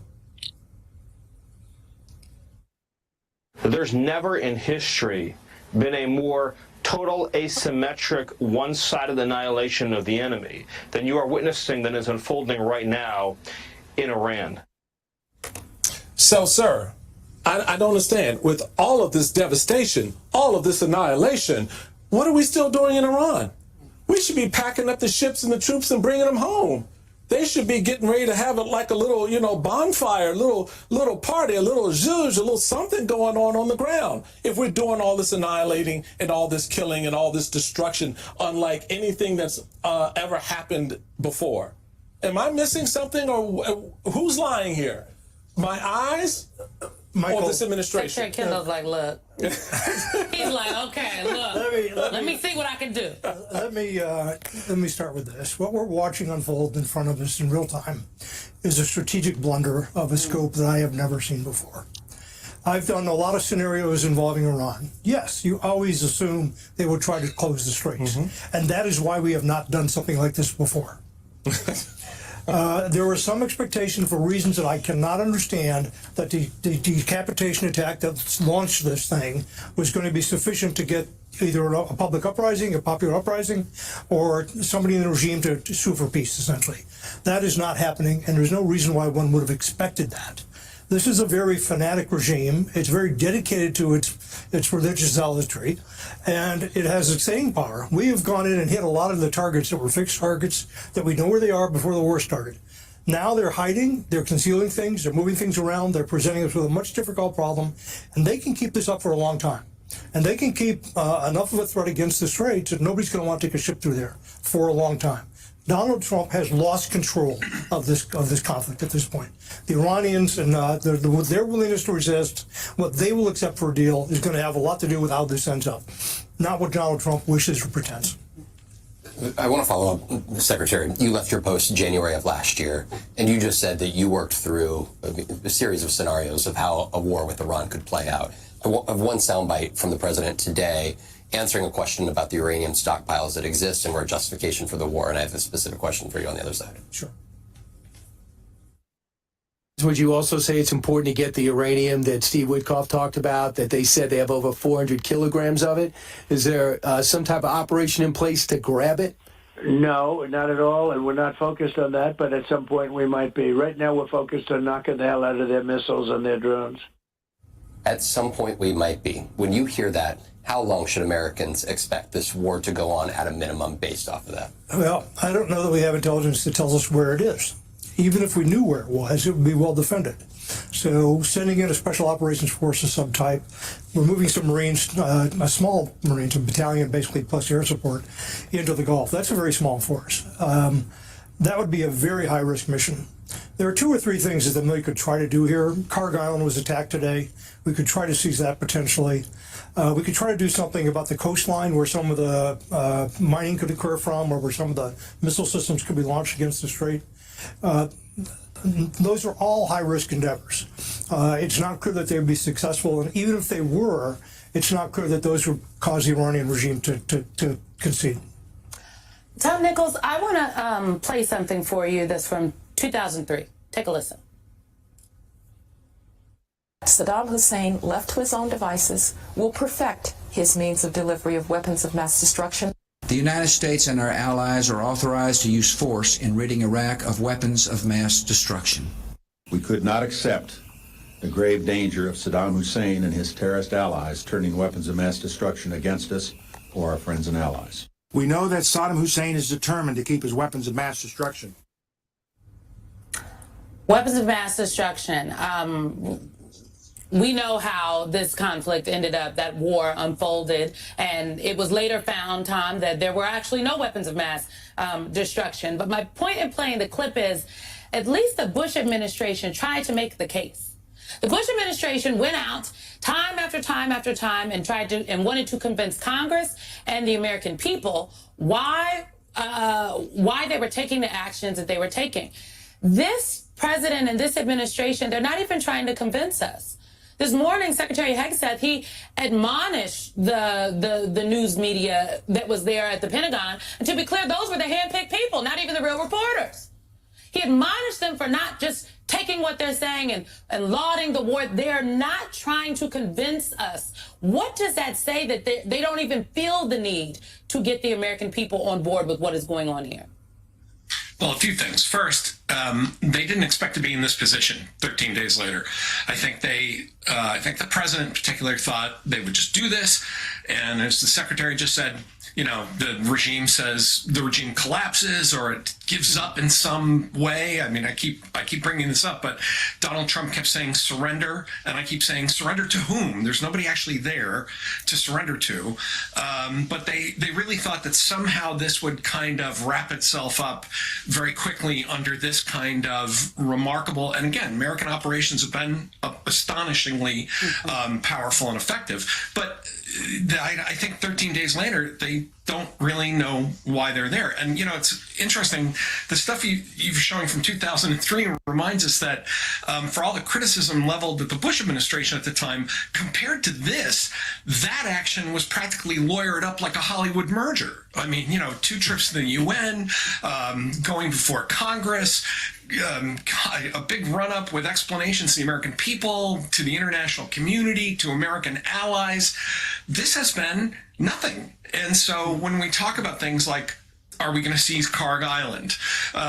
You know, are we going to bomb or try to seize the uranium pits? What I keep asking, to what end? What are we trying to do here? You know, the administration seems to be saying, look, if we just kind of knock them on their butts and it takes them a couple of years to recover, good enough. Well, that's not how this war started. This war started with very grandiose pronouncements about regime change and rising up and liberation at hand.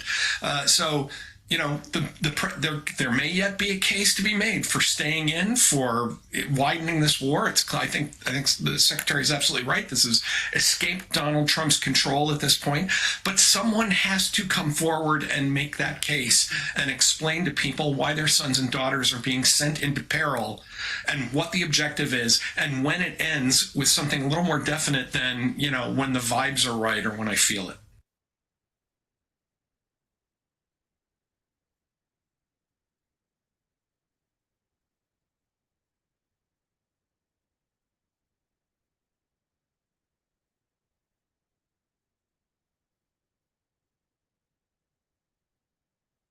If you were wondering how weak Trump has become in just weeks as the result of his disastrous new war in the Middle East, this might shed some light on the situation. So Politico published a story today with the headline, "Vance was skeptical voice in White House on Iran strikes." So let's make a few things absolutely clear. That story does not get written unless J.D. Vance wants it to get written. That was very obviously placed by someone on Vance's team, recognizing how much of an abject disaster this war already is, and Vance positioning himself for 2028 as the guy in the room who wanted to avoid getting sucked into this war. Which might carry just a bit more weight if only it wasn't already abundantly clear that J.D. Vance is not that guy and instead was among the voices angling to go bigger in Iran. According to the New York Times from just a few days ago, few in the president's inner circle voiced opposition to military action. Even Vice President J.D. Vance, a longtime skeptic of American military intervention in the Middle East, argued in a White House Situation Room meeting that if the United States was going to hit Iran, it should go big and go fast, according to people familiar with his remarks. The reporting went on in more detail here. For his part, Mr. Vance, who appeared to personally lean against military attacks, argued that a limited strike was a mistake. If the United States was going to hit Iran, he told the group it should go big and go fast.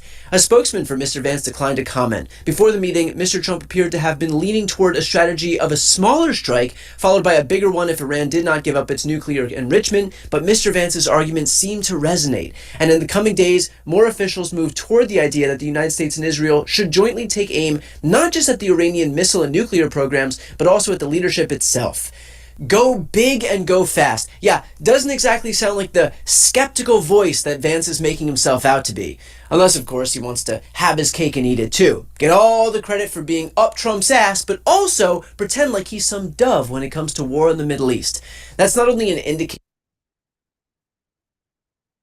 You have said that the U.S. military has essentially aerial superiority, naval superiority over Iran, yet we're not escorting ships through the Strait of Hormuz. Why? How did you not plan for this? Is Iran placing new mines? We've heard them talk about it just like you've reported. It's been 13 days in. Can you please provide some guidance, both of you, about the strike on the girls' school? There's been reporting that indicates that preliminary inquiry, even though it's ongoing, has determined that the airstrike was carried out by the United States. Given that there is another competing narrative that this was done intentionally, can you provide us with some guidance about whether this was the case? Secondly, we are also getting, we had heard yesterday from Energy Secretary Wright that said that the U.S. Navy would not be ready until the end of the month to provide escorts through the Strait of Hormuz. Is that an accurate assessment? And if so, can you tell us why? Thank you, Secretary Hegseth. Mary Margaret with Daily Wire. Thank you both for the update. ABC News has updated its story from yesterday, clarifying that the FBI report on Iran possibly striking California was unverified. I just want to ask you, what impact did that original reporting have on the public, and does Iran even have the ability to conduct such a strike? And then just really quickly on another note, what role did Vice President Vance play in counseling the president on this conflict? Can you speak to some of the media reporting suggesting that there is a division there? That reporting on California obviously had no impact on us. Also, we're used to bad reporting. We're used to ill-informed reporting. And so it doesn't change how we operate, but we engage with it to prove that it's not true, as CENTCOM has done so well. Ultimately, I look at the reports on a daily basis of our interagencies all over it. My partners across government are all over, looking for indications and warnings, keeping the American people safe. There's a lot of things Iran has said it can do for a long time, thankfully, including engaging their proxies and getting them involved in the fight, which they haven't been able to do. So we're watching that very closely. And as far as the vice president, he's an incredible member, leader of this team as well, alongside the president and the Secretary of State. I can't say enough great stuff about this team, how it works together, how it provides options to the president, and the vice president every single day is a key voice in that, an indispensable voice in that, actually. In the middle there, red tie, yes. Michael Gordon, Wall Street Journal. Iran is thought to have 440 kilograms of highly enriched uranium in at least 2 locations and several thousand kilograms of lower purity material. Can you conclude this mission successfully without physically taking control of that material, or are you counting on diplomatic negotiations to provide some measure of control leading to its removal? You've mentioned missiles, you've mentioned drones, military industry. You haven't stipulated that taking care of that material is a mission priority. We've said from the beginning, deny Iran nuclear weapons as a core mission. We retain options across the spectrum to ensure that they never do. And President Trump has said that. And that's why this mission actually couldn't have been possible without Midnight Hammer. Without what those B-2s did going across and obliterating those facilities, that set the condition for the opportunity to do what we're doing now. So the president's kept his eye focused on nuclear capabilities. And I will say we have a range of options, up to and including Iran deciding that they will give those up, which of course we would welcome. They weren't willing to do in negotiations. I would never tell this group or the world what we're willing to do or how far we're willing to go, but we have options for sure. Right next to him. Me? No, right there. Right here, sir? Right here? I'll take it for Quarter sure. zip right there. Yep. No, you. Yep. Okay. Thank you, sir. Can you please provide some guidance? It's been 13 days in. Can you please provide some guidance, both of you, about the strike on the girls' school? There's been reporting that indicates that preliminary inquiry, even though it's ongoing, has determined that the airstrike was carried out by the United States. Given that there is another competing narrative that this was done intentionally, can you provide us with some guidance about whether this was the case? Secondly, we are also getting, we had heard yesterday from Energy Secretary Wright that said that the U.S. Navy would not be ready until the end of the month to provide escorts through the Strait of Hormuz. Is that an accurate assessment? And if so, can you tell us why? Thank you. Well, with an issue on your first topic, an issue of such seriousness, we're not going to let reporting lead us or force our hand into indicating what happened in a particular situation, because the truth matters. So I can report that CENTCOM has designated an investigating officer to complete a command investigation. The command investigation will take as long as necessary to address all the matters surrounding this incident. And the investigating officer is from outside CENTCOM and is a general officer. But I will note to this group and to the world, there's only one entity in this conflict between us and Iran that never targets civilians. Literally never targets civilians. I look at the process that's used on dynamic strikes or on boat strikes and others. We have a very high fidelity process in that case. So we don't target, Iran does. We will investigate, we'll get to the truth, and we'll share it when we have it. Absolutely. And what was the second question? About the Strait of Hormuz, about the Navy. It's a tactically complex environment, and before I think we want to take anything through there at scale, we want to make sure that we do the work pursuant to our current military objectives to do that safely and smartly. So we're continuing to develop. And we do a lot of work. Yeah. And like I said, it is dynamic, but this is, I think, almost by 20% the largest day of strikes. And as I said, our intelligence just gets better and better. That feedback loop feeds itself. And as we refine those targets, it exponentially increases what we can hit and why, to include strategic things the world's talking about and looking at. And it's our job to have a plan for it, which we do, to address it, and ensure that the president has options. We've done that from the beginning in this department. He'll have options on that topic as well. Right here. United States, thank you. That's right, sir. An investigation is an investigation. That's what it is. It doesn't mean anything other than that. Yes.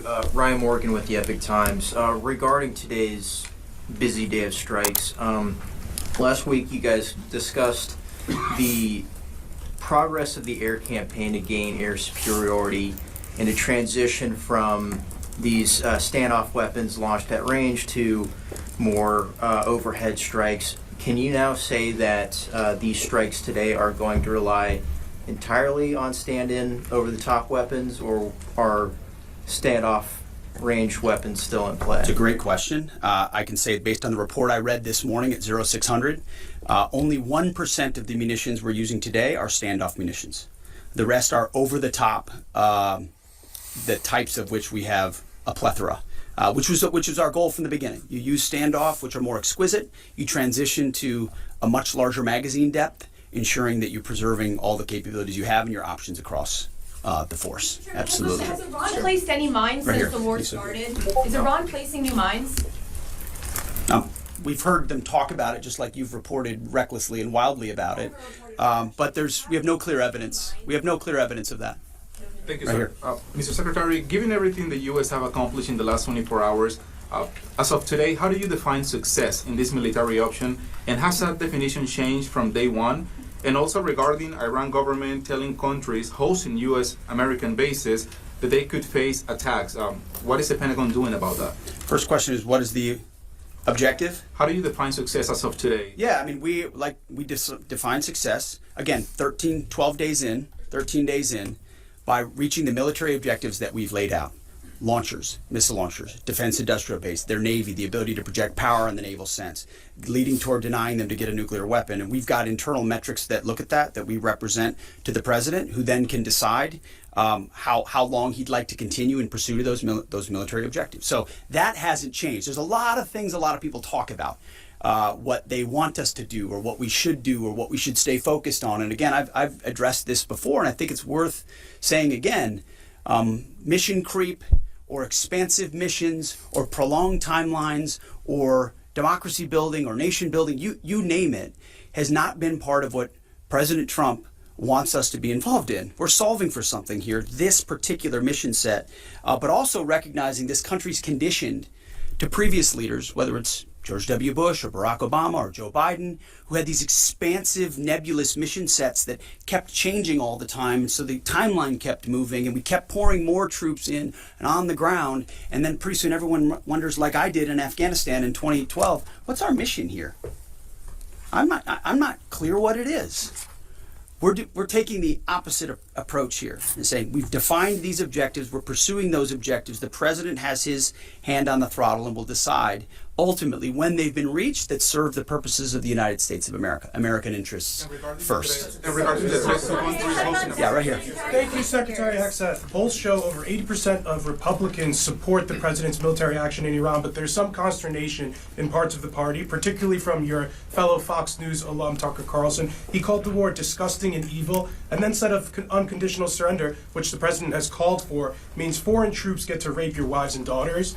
Have you heard these comments, and what's your reaction to them? We're busy executing on behalf of great patriotic Americans with a clear mission that's 47 years overdue. We're going to execute on that regardless of what people say about it. Yeah, right here. You have said that the U.S. military has essentially aerial superiority, naval superiority over Iran, yet we're not escorting ships through the Strait of Hormuz. Why? How did you not plan for this? We planned for it. We recognize it.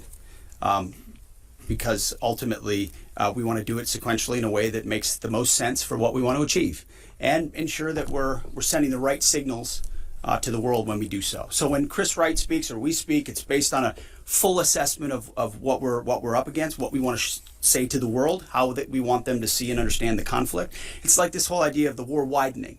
That's what the press wants to make it look like it's widening and chaos is ensuing. No, we're actually closing in on grabbing hold of and controlling what objectives we want to achieve and how we want to achieve them. It's called shaping operations and setting the conditions. But when you shape the environment, you don't always tell. I mean, foolish political leaders and foolish military leaders of the past will hang an exact deadline on it. Or here's exactly when we'll do what we're going to do. Or here's how long it's going to take us. And then if you meet that, maybe you meet it. But if you don't, you fail. And if you're far beyond, we know exactly what we're shaping and why. We're sending those signals working across the interagency. The Strait of Hormuz is something we've paid attention to from the beginning. And the American people can rest assured we will ensure that our interests are advanced, no doubt. Yeah, right there, green jacket. Mike Bress with the Washington Examiner. How many American casualties have there been, and where were the American service members when they were injured? I mean, it's a bunch of return to duty. So we've had the large majority have gone in for some medical treatment and return to duty. We've had in Kuwait, Jordan, down across the southern flank a little bit, a variety of places, most from one-way attack strikes. But I want to clarify that. I think what we tried to do here is clarify those numbers rather than saying KIA or WIA, wounded. Be more clear about that because the overwhelming majority, almost 90%, thank God, are returned to duty. Minor injuries returned to duty, and so that number can look a certain way, and our job is to add some fidelity to it. Absolutely, right here. Yeah. Thank you, Mr. Secretary. David Zia, Real America's Voice. Can you share what types of munitions have been used on the attacks on commercial shipping? Have any hit mines? And are USVs, unmanned surface vehicles, being used? And just a quick follow-up, were there any arrests in Fort Campbell with the drone thefts? I'm not familiar with the Fort Campbell thing. The strikes that Iran has taken on shipping up north in the vicinity of Kuwait have been, I believe, from surface to surface missiles up there. We've not seen any USV activity out of Iran that we've seen in the Gulf at this point. Nor have any ships hit mines or anything. Yeah, there's like been that. no It's still flowing through the There's strait. been no.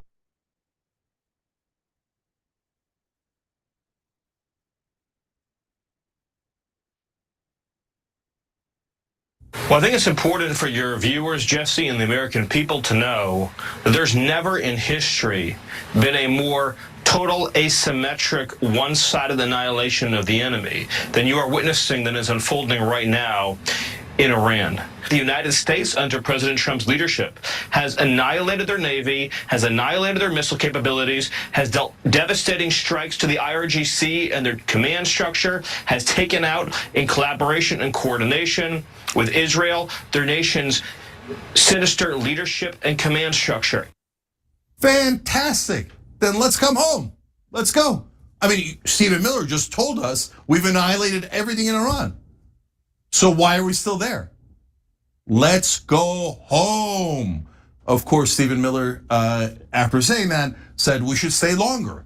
And now we're finding out ground troops are on the way. 5,000 ground troops are on the way. And it turns out also the president has absolutely no idea how to end this war. You're going to see the actual quotes and numbers here. So John, tell us all about that. Exactly. Why don't we jump into that? Because the president publicly certainly seems very confident about the war effort. He doesn't acknowledge any of the issues that we've faced. He says we are totally destroying the terrorist regime of Iran, militarily, economically, and otherwise. Yeah, if you read the failing New York Times, which has been failing for 10 years for Donald Trump's view of it, weird how that works, you would incorrectly think that we are not winning. And there he's referencing the fact that they've mentioned the fact that U.S. service members have died, which is unacceptable. You're not supposed to do that. And they reported on the fact that we slaughtered 150 plus young girls. You're not supposed to do that. You're supposed to pretend that we never kill civilians. And so he says we have unparalleled firepower, unlimited ammunition, which is quite literally not true, and plenty of time. Watch what happens to these deranged scumbags today. We have plenty of time to do this. There's no rush to end it or anything. They've been killing innocent people all over the world for 47 years. And now I, as the 47th president of the United States of America, am killing them. What a great honor it is to do so. And if you just took that one True Social post and showed it to someone back in like 2012, their head would literally explode that this is how the world has decided to go. So that's his public-facing persona. We got this. It's fine. There's no issues. And sometimes we find out from sources inside the administration that privately he's spinning a whole different sort of narrative. In this particular case, according to Barak Ravid, reporter for Axios, Trump is as confident about the war's outcome in private as he is in public. But yeah, it kind of seems like he's maybe a little bit overconfident. And so here's an example. Trump told G7 leaders in a virtual meeting on Wednesday that Iran is about to surrender, according to 3 officials from those countries. 24 hours later, Iran's new supreme leader issued his first public statement vowing to keep fighting. And so Trump has, publicly and apparently privately, he said Strait of Hormuz is fine, and then ships get blown up. The regime's going to fall, and it's not. And he doesn't seem to have paid any attention to the military intelligence reports from before the war that said this strategy was not going to work to accomplish his goals. So it begs the question, why is he so confident then, considering the way the war is going and what the military told him about the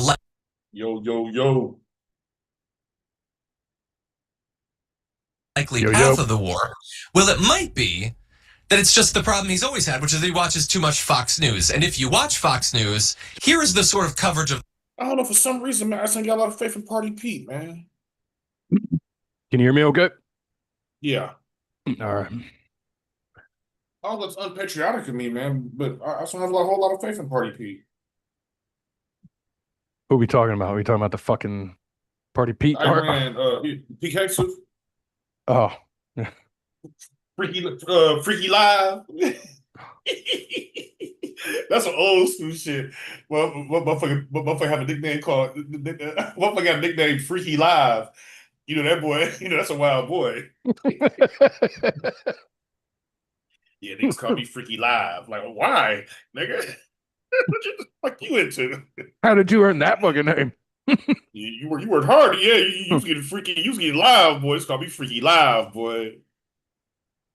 What's good with you, Mike? Not a whole lot. Working hard or hardly working? I'm working hard at hardly working.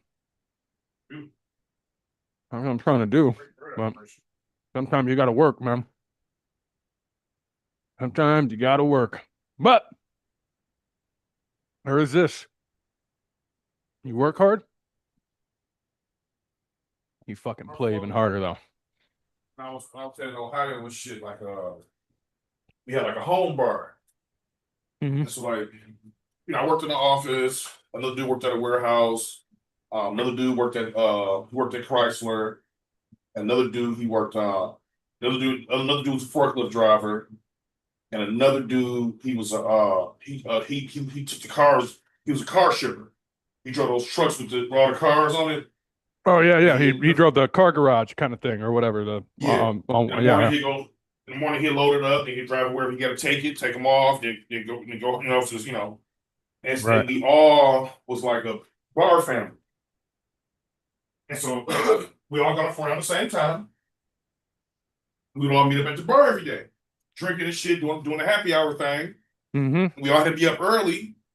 So, we all go to the bar, get fucked up. Right. And we all kind of, leave at the same time. Yeah. Oh, yeah. And, Okay. we all got to be working in the morning and shit, right?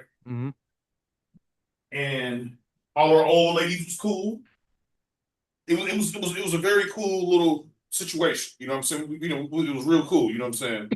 Sounds like it. And fucking, our slogan was, this work shit overrated, dog. Yeah. Like, man, this work shit, man. God damn, boy, this work shit overrated. This fucking work shit's You know for what the I'm saying? birds, man. Man. Man. Like, hold on. Let me know. You mean we got to do this forever until one of us get rich? Like, this shit don't end. You know what I'm saying? Oh, Gang Bang. The motherfucking name was Gang Bang Wayne. OG motherfucker from Cleveland or something. How about you, man? How you been? I don't know, man. I'm trying to fucking You're like, you know what? Life out, man. You know what? Nobody's asked me that in a while. Shit. I'm great. Thanks for asking. I'm just trying to figure my shit out, bro. I'm trying to develop some routines and stop living like a perpetual work vacation. Here in this area, like the tourists that I run into, it's like older white MAGA dudes. That's all you're surrounded by when it comes to Americans and shit? Yeah. Damn. Yeah. That sucks. I've had several down there near physical altercations. And the solution. Okay, can you hear me right now? Or is it low? Huh? Can What? you hear me clearly? Yeah, clear enough. I mean, you sound a little distant. You know what I'm saying? But I can still. I hear you. No, you sound good. That's much better. That's much better. No, because my mic is going through my computer instead of my fucking headset, so I switched it over, but it's still doing it. But and so I came to the conclusion that the area I'm in this big ass apartment complex. The prices are just too good here. And so I think what I'm running into is a bunch of hillbillies who getting a good deal on their rent and they get to run around here and play rich. Bargain shopping hillbillies. And yeehaw. like, I'm to a point to where I'm damn near nervous, man, because either I'm gonna hurt somebody gonna hurt me, or it's gonna be a legal problem. And I think I just need to move to a place that costs a little more money and kind of weed out the hillbillies. Now, these that's my strategy. I mean, I'll let you know if it works, but that's my strategy. These quote unquote altercations. I'm just asking, how did those happen? Is it like, man, I'm just chilling and somebody starts fucking with me, or is it a conversation that turns, gets sour? It'll always start off friendly. Sure. Right. Typically. And then people start getting a little more familiar with each other, who's having conversations. Sure. And then for whatever reason, they would have had a Trump conversation. And my response is, nah, man. Like my response has always been, I don't talk American politics outside of America. Hold on. Lots of drip off. Hold on. I love the service. So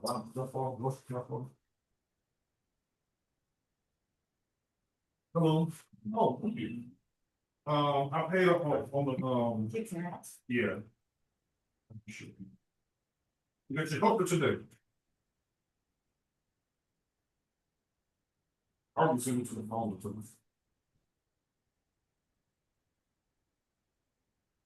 Where do you are going? What's what?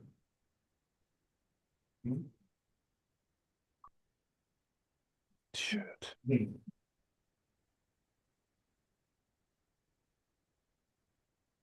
Thank you. You guys have a great day. Hello, everybody. Take care. What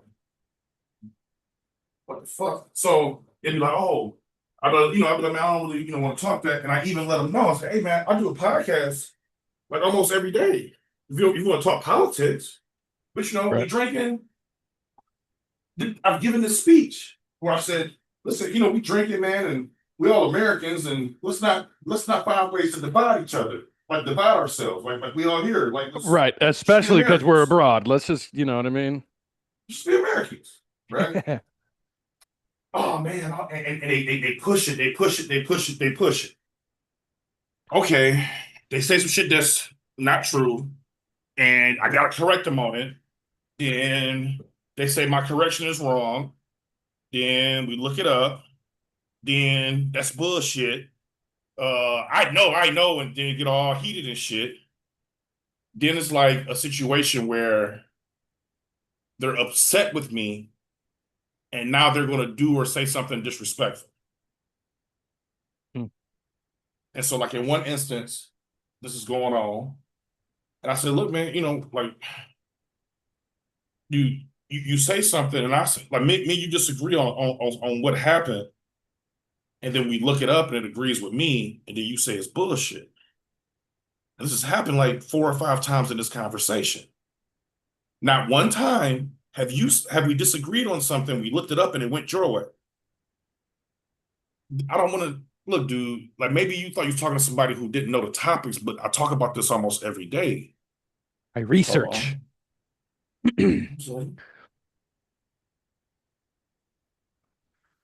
Hello?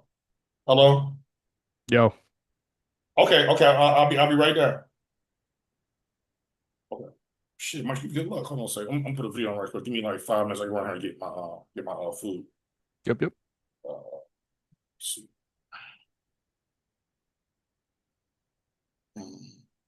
Yeah. Went to South Carolina to try some $3,800 chicken. $38. There we what? go. There we go. I'll be back. Yeah, there we go. Up. Right there. Good interlude video. Yeah. Look at that. They'll keep me entertained too. $3,800 chicken. God damn. What's up, guys? Right now, I'm in my favorite place, the airport. I'm flying all the way from Los Angeles to South Carolina for the My first favorite time. place, I've the been seeing this airport. guy on my timeline. I like the airport too. I ain't gonna lie. Baptizing chicken, cooking bears, cooking snakes, cooking all types of stuff in his backyard. So I DM'd him to see if I could come and get some food, man, but no response. So I saw he had a website. I went on the website and I saw he's got this like mobile catering, baptizing the chicken experience $3,850 for 1,200 pieces of chicken. No sides. No sides in this thing, man. I booked them, so we're gonna see what's really going on with this fried chicken, man. Is it actually fire? Is it not? Is it just viral? They say I don't know. 1,250 I got my pieces of boy chicken. Jared here today, man. Yes, sir. I'm really excited, man. I've never been to South Carolina. It's about to be a crazy, crazy day. I will see you guys when I get there. Man, 2,000 miles later, we just touched down in South Carolina. How you feeling, bro? You got me out in the sticks, my boy. Yeah, you ready? This ain't like me, you know. Yeah, he's an LA guy, man. He's an LA guy. I grew up in Arkansas, man. But we here for one reason and one reason only, man. That Bernard BS Dining fried chicken, man. We're gonna see what's up with this 1,200 pieces of chicken, bro. You know he gave me a discount, right? $3,500, not 38.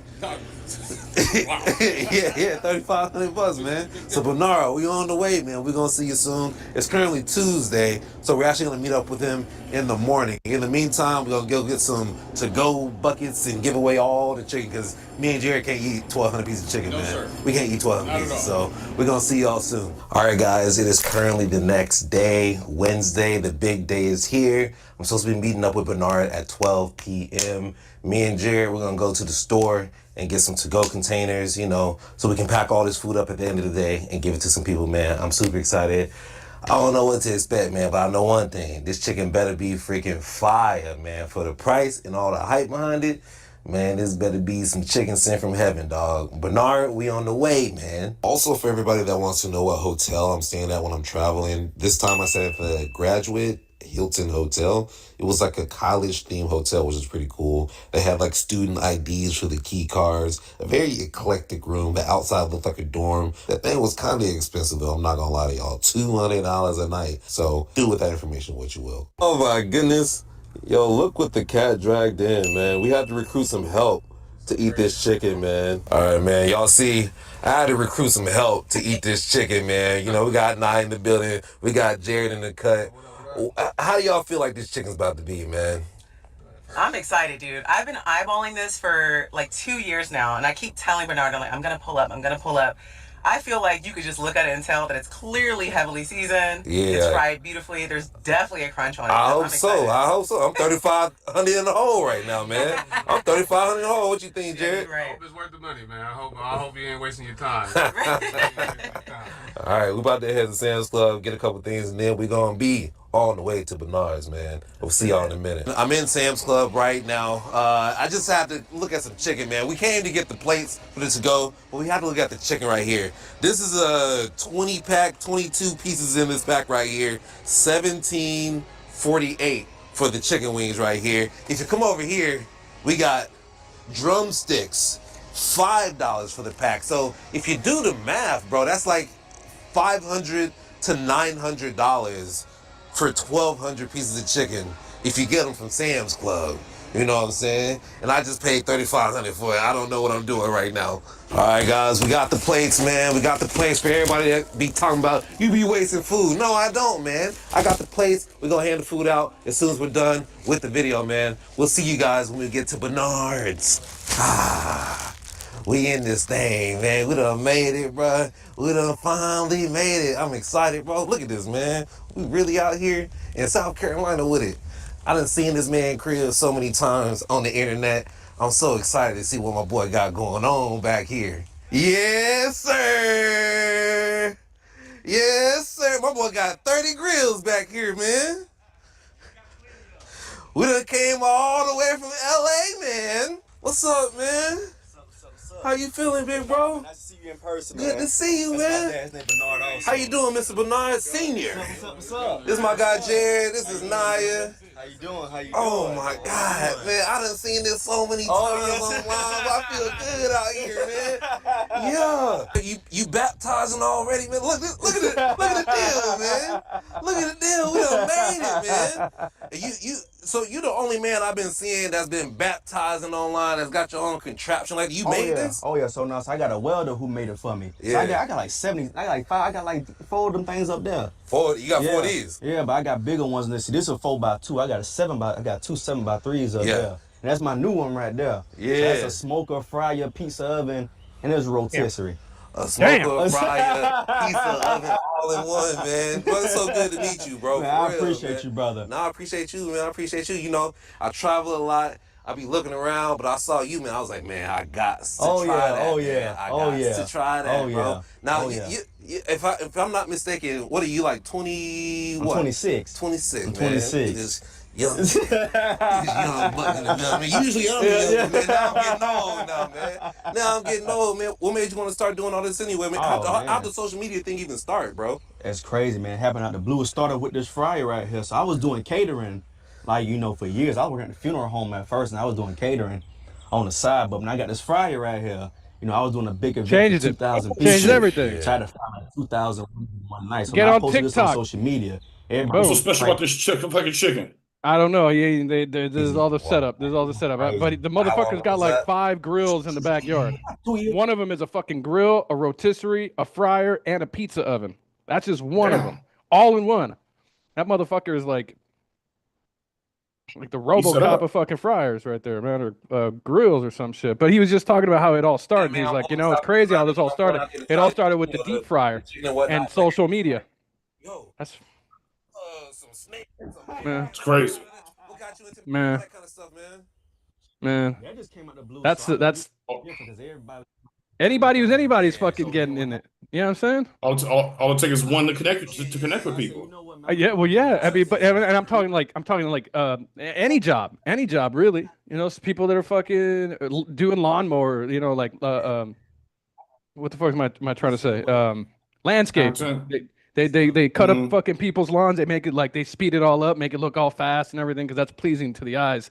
You know what I'm saying? When you see something happen really quickly before your eyes, you know, long grass, shitty, and this guy comes in, cleans it all up, and, you know, makes it all look all nice and all that shit. You know what I mean?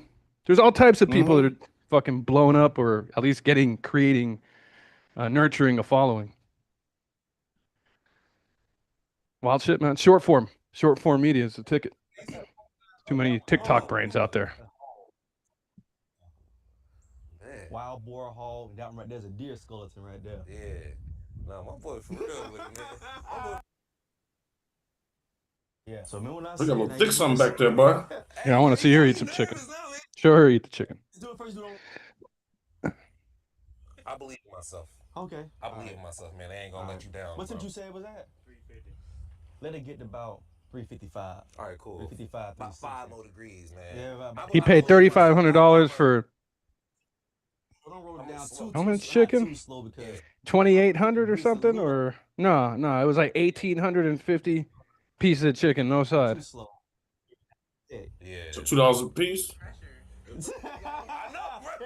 Nah, he got a fuck ton of chicken for like $3,500. But I mean, people were saying that he's crazy for having done that. He went to like Costco or something and got priced out what the amount of chicken would be if he bought it at Costco, and it doesn't add up. He's paying a lot more for this, but maybe it's some fucking fire ass chicken, which by the looks of it, just might be. Not fast enough, but that's still good. That's still good, though. It's still good. My boy, let me do the honors. Man. That's a whole lot of chicken, really fucking quick, dog. It's crazy. Yeah. About a minute, it's roaring. Yeah. Like you're eating 10 minutes later. A little bit. Yeah. Wow. So who taught you how to cook, man? So I learned a lot from him. He used to be that man right there. Oh yeah. Oh yeah, be a cook in the military. And a lot of others I kind of picked up on my own during COVID. Yeah. I was kind of just doing a lot of things here and there. Yeah. Now, Fucking COVID. About 15 seconds. Now I promise you the color doesn't change. It's probably golden brown already. Yeah. How you gonna bet? I'll put something on it. Let's see it. Let's see what color. Let's see. That done changed already. Yes, sir. Look at that. I would have lost my money. Man. I would have lost my money, man. But in the next 5 minutes, it's gonna be golden. It's gonna be golden. We're gonna do another one. This is yours right here. You must be using peanut oil or something. Today, man. What you cook for me today, Shit. brother? Look at that What right you there. got for me? We got that rice. Yes, sir. We got that rice. What we got next? Oh yeah, we got that pasta salad right here. Yes, sir. Listen, we in the country. You just slap it on there. Uh-huh. We got that rice right there. Okay, what we got pasta next? salad. We got that macaroni. Yes, sir. Mm-hmm. You see the cheese in there. Yes, sir. Cheese all through the thing, all ain't through it? there, all through the thing. All through there. Greens. Collards. Oh, You yeah. got plenty of turkey meat inside there. Yes, sir. Plenty. Just how I like. Oh yeah. Slap that right Niggas, give me a side plate. I don't even need no wings. Give me a side plate. Hell yeah. Just for the soul food joint. You better cook your meat at home, like fry some chicken or whatever. Let's go to soul food joint, get a side plate. Cornbread for you too. Yes, sir. Look how thick that thing is. You can't forget Look that. at that. Oh my Look God. at that. You're gonna slap it on right there. Look at that right there. Oh my You got God. your collard greens, you got your macaroni, got your pasta salad, you got your rice, you got your beans, and you got that cornbread. And that chicken about ready. Look, I can eat this right here. Look at that. That's a meal right there. Eat half now. That's lunch and dinner. Well, for me. They have to have that to work the next day. Yeah. Yeah, I mean, Bring her on up. That chicken done been floured. Uh-huh. It done been battered up. Uh-huh. mhm. Oh yeah. I don't know, man. That's a little too fast. You've been baptized. It ain't been 5 You about minutes. to add that to this plate right here. I don't know. Oh yeah. Like maybe 5 minutes. Brother, thank you so much, man. Thank you so much. I appreciate that, man. Straight out the grease. Add that right there for you. Wow. This is the moment of truth right here, guys. You know, we done Let's see. came all the way. Let that chicken sit long as he can so he can finish cooking on his plate. Right here. The goodness gracious right here. I feel like, you know what? I just gotta go on. You think that shit's still clucking? Show right here. I wanna see. You know, it's got a beautiful color on it. Looking like a nice crunch. Let's see if it's seasoned well, baby. Let's see what's going on. Let's see. I want to see the meat.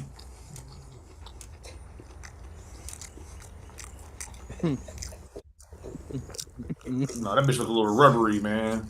Mhm. You got me, brother. Mm-hmm. You got me, man.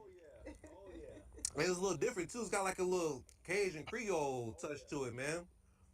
Got a little. What is that? That salmonella? A little salmonella on it. Damn.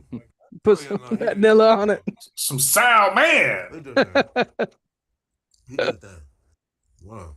I guess it's the bone. I would Hey, mind that a man. little bit more. Hey, man.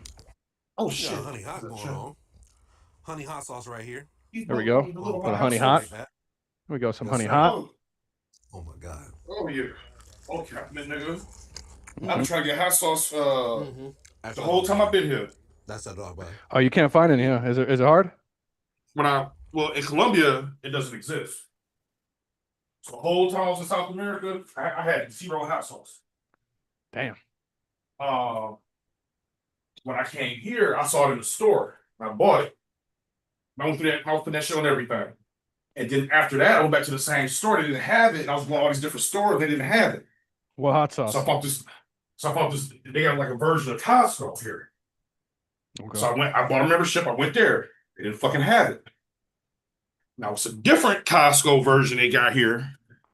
And them motherfuckers had it. And that Costco, I didn't even have to go to. I just got my membership online and ordered it online. But look, I paid. Yeah, I just got it. I just left. I paid about $9 for a bottle of hot sauce. Yeah, I like Frank's. $9. Frank's in Louisiana. Yeah. I like that. Yeah. Already. Mm-hmm. Mm-hmm. Yeah, I don't know, man. That shit look a little. But I'm very impressed by this. Put a little Old Bay on it. Little Old Bay. Little Old Bay. You know what I want though? Because I found blue cheese dressing, which I haven't had in fucking 4 years. It doesn't exist now in South America or here. They got it at the store because they got like international brands. I want some motherfucking Lawry's. Oh, hell yeah. Hell You know yeah. what I'm saying? And Lawry's. it'd be cool to have some Miracle Whip. You fuck with Miracle Whip, huh? I grew up on Miracle Whip. Man, I don't know. Not me. I've always been a mayonnaise guy. If I had it. If I put it on something, it'd be mayonnaise. When I got older, I started fucking with mayonnaise more. Because I mean, all Miracle Whip is made mayonnaise with sugar. You know what I'm saying? Mm-hmm. So I grew up on Miracle Whip, but I got older. Like, I could do mayo, but nigga, I think I want the Miracle just for the nostalgia.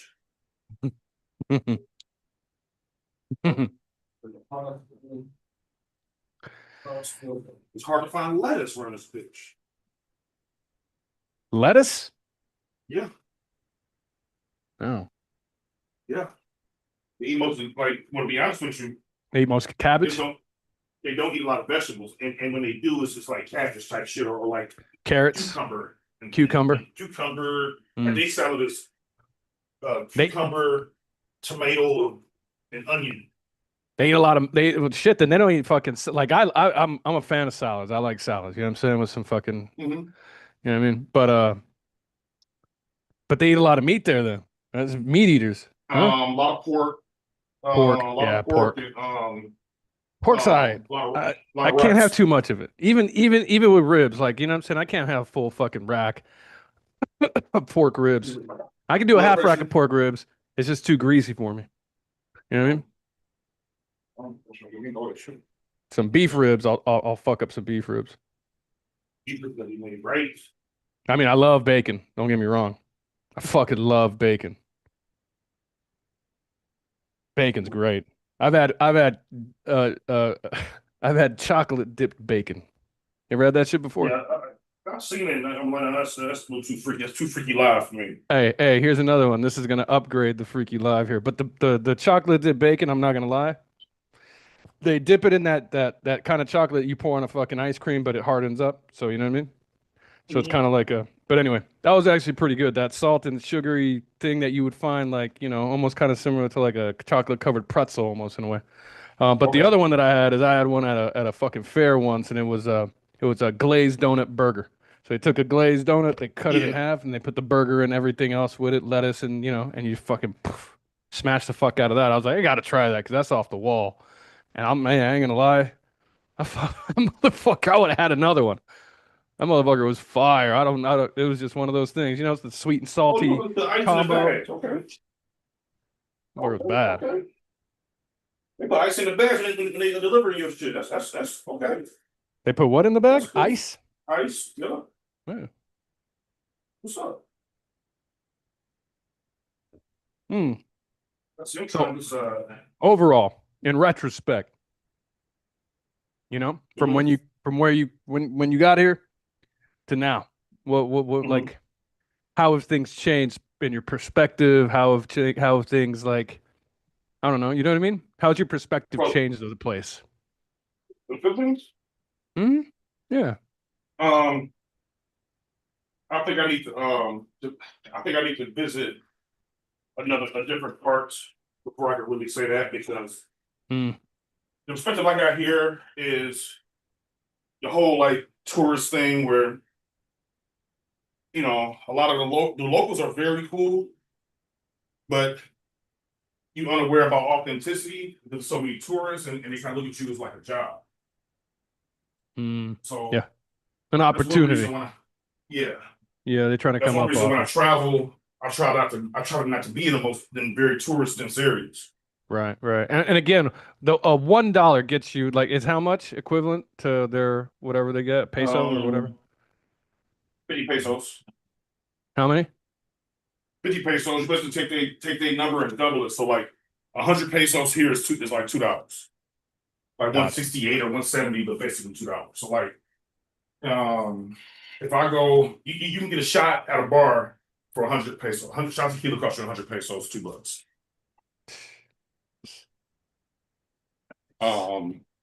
A fifth of tequila costs you 400 pesos. Nice. All right, you know what I'm saying? Depending on where you go, like 354, you know what I'm saying? Yeah, sure. And you get street food cheaper, of course.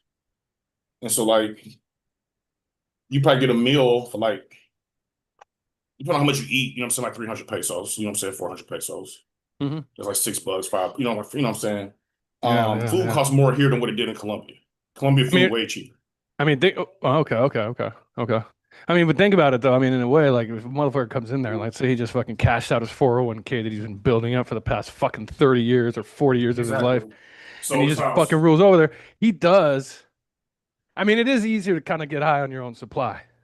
Yeah. It is. I would admit that it's got to be fucking pretty easy to slip and be like, damn, this whole time I've been struggling and worrying about all this shit in America, and all I needed to do is pack my shit up, sell everything, cash it in, and get the fuck out and go to a different country, and I can live everything that I wanted to live there here. and it's tropical, baby. I mean, granted, it's hot. The thing is, But fuck it. Like, and a lot of these guys is like first time travelers, or they haven't traveled anywhere outside of Asia, just here. Oh, I'm And sure. The thing is like they don't have a real respect for the culture. Sure. And It's been hyped up by other Americans. Where they come in a here way. with a little bit of change, and like I don't know if I told you I was talking to Chico about it. I don't know if he was on the phone or not. I talked to a dude, and he telling me when I first met him, he said, because the conversation I was with girls, kind of, you know what I'm saying? And so Sure. he was like, I met a girl right here at this restaurant, right here. I'm like, she work here? He's like, she used to. Oh, okay. They were talking about like, yeah, she's 22 years old. I said, how old are you? I'm 67 or some shit, like late 60s and shit. So I said, okay. Because we got into the war and, you know, blah, blah, blah, and blah, blah, blah, Sure. all this shit. I said, Sure. okay, cool. Sure. So then he said, I was like, yeah, man, it's hard to identify whether the girl's really into you or just what you can do for her. You know what I'm saying? Like, that's my issue. That's why, I kind of steered. I'd rather be by myself than be dealing with some fake shit. Right. And then he was like, yeah, man, see, I got lucky, man, because mine is with me for me and blah, blah, blah, right? And so I told her, okay, so like, for example, I kicked it with a girl here, and I liked her. She liked me, right? Well, as far as I know. And problem was she worked as a domestic worker. And so that means that she basically living in somebody's house 6 out of 7 days a week. Mm. And so she was like, she want to have a relationship with me where I guess I get to see her 1 day a week, but she pretty much sleep all day and do laundry so she can go back to work. I was like, that's not for me. Like, I'm not, and I liked her, right? Right. He was in the same situation. That's how he worked here. So she worked at the restaurant, and he was saying she worked like, I don't know, like some 10-hour days or some shit. And he said she get like 2 hours off in the middle of the day. And he was like, she would be there, go to work, and she'd come home for like an hour or two, but she'd sleep, and so she had to go back to work. And so they'll do that, but they'll only make like maybe, I don't know, $400 a month or some shit. And so he told her like, shit, I'll pay you that as allowance. You know what I'm saying? And so she like, cool. So she moved in with him, telling me how tight the pussy is, all this shit. I'm like, okay, seems like, all right, that's your old lady you about to marry, but whatever. And then he like, you're about to get married, I'll get this other apartment and blah, blah, blah, blah, blah. And he seemed like a straight up dude. And I said, okay, I'm like, maybe this is a success story. You know what I'm saying? This is maybe a couple of months ago. I've been here a couple of months. So yeah, this is like, a couple of months ago, right? Mm-hmm. And so I seen him recently. So he's like, man, fuck her, man, and blah, blah, blah, blah. I said, what happened? He was like, I haven't even talked to her. And he's like, since I talked to you about her, I haven't even talked to her like since then. And all she wants to me is give her money and transfer her money and blah, blah, blah, blah, blah. I said, yeah, that's fucked up, right? So then he's talking about how he's been going to the bar and he met another girl over there. The girl he met over there is a beautiful motherfucker, right? Her name's Sassy, right? It's beautiful. I know because I kicked it with her, right?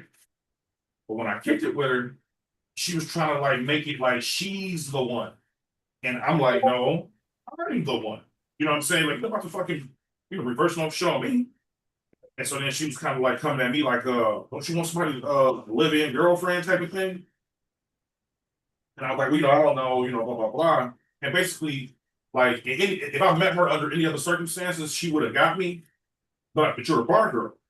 So, you know what I'm saying? Like, I know where you're coming from. It's like a stripper coming at you like that. Like, it's gonna be some bullshit. Like, you know what I'm saying? It's gonna be some, yeah. You gotta prove you want to up and up. You know what I'm saying? Yeah. And so, I basically was like, no. And then like, no. To keep it all the way real, bitch is beautiful. To keep it all the way real, I caught her in a lie. And I was almost gonna do it. I ain't gonna front. I was almost gonna do it. But I caught her in a lie. I said, nope, ain't fucking with you. This is what I'm talking about. You know what I'm saying? Right. And so he been kicking it with her at the bar, right? Like, yeah, man, she wants to move in with me, man, and blah, blah, blah, blah. I don't even say nothing, right?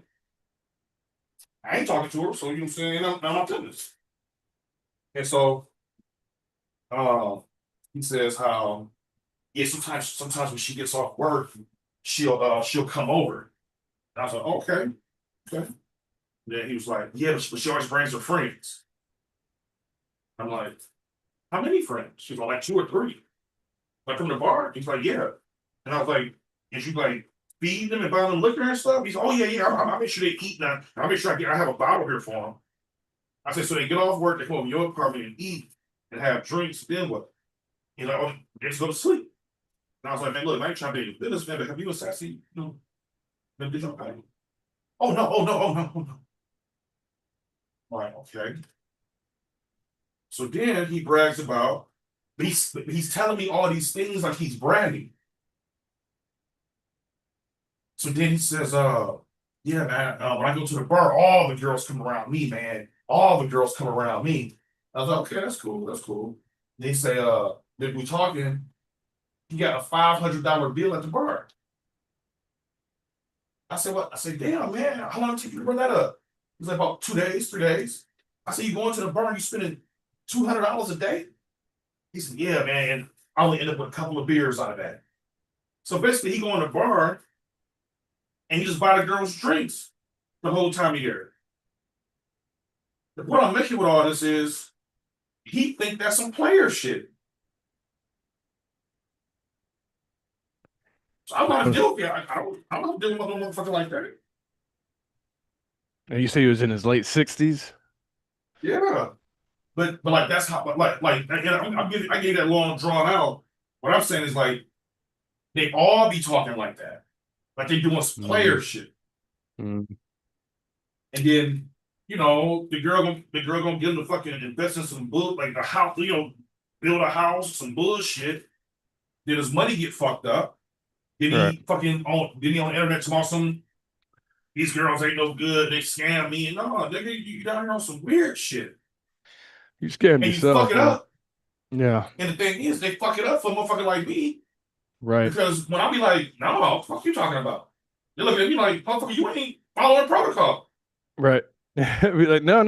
I'm sorry. They are not following protocol. Fuck you. And they ain't been following protocol so fucking long. You think that's actually how it's supposed to go? No. And these is dudes who, in their real life before they got here, man, they didn't really have attention from women. They come down here, these girls being friendly and shit. And it's basically, when you go to you've been to Hooters, where the girls be all super nice and all that shit, and blah, blah, blah, blah. Yeah. It's basically the same thing, but they fall in love with Hooters girls. Right. And my thing is like, damn, at least at the titty bar, you get to see some titties and in the rubber. At least you get the fucking bit. Motherfucker. Hey, you're overseas. You can do a little bit more, I'm sure. But yeah, at the very least, you can see some titties. No, these bars ain't even like that. Right. It's basically like going to Hooters. Yeah. Yeah. And it's like, you come in here, man. Like when I go, like I'll like I kind of look at it like this. The first one I went, I ain't buy no lady drinks because I looked at it as bitch. You think I'm stupid, right? Then I thought about it. And I said, well, damn. I remember when you used to go to the titty bar and didn't throw no money. Then they used to piss me off because I'd be like, damn, nigga, what you help for? And so when I go, the girl usually come. I sit down. She'll come in. They know about drink. They'll come to bring me a drink. It'd be like one girl. And she comes, she bring my drink and stuff. Go get me an ashtray and being super helpful. I get her. She don't get at least 2 lady drinks the time I'm there. There's another girl who will usually run. She's like, you need cigarettes? And she'll run to the store and give me some cigarettes. I'll buy her one. And I usually buy the bartender one. So I use it like a tip. You know what I'm saying? So I use like I got a 4 lady drink per average visit. Blah blah blah. These motherfuckers, man. The one dude, he would go in there and buy that girl lady drinks all fucking day and kick it with her. And she'd be going through his phone. He ordering her lunch. I'm like, you fucking that girl? Oh, no. I'm like, Why what are not? you doing? Right? Like, why not? But I don't, you know what I'm saying? And the thing is that I just leave it alone. I don't say shit. You know what I mean? Okay, that's my business, whatever. But, like, they be down here doing fuck shit and think it's player shit. And then, you know, I think they want, like, I'm sure it's some black dudes, man, who come down here and recognize it's only them. And when they talking all that MAGA shit, a motherfucker just kind of go along and get along.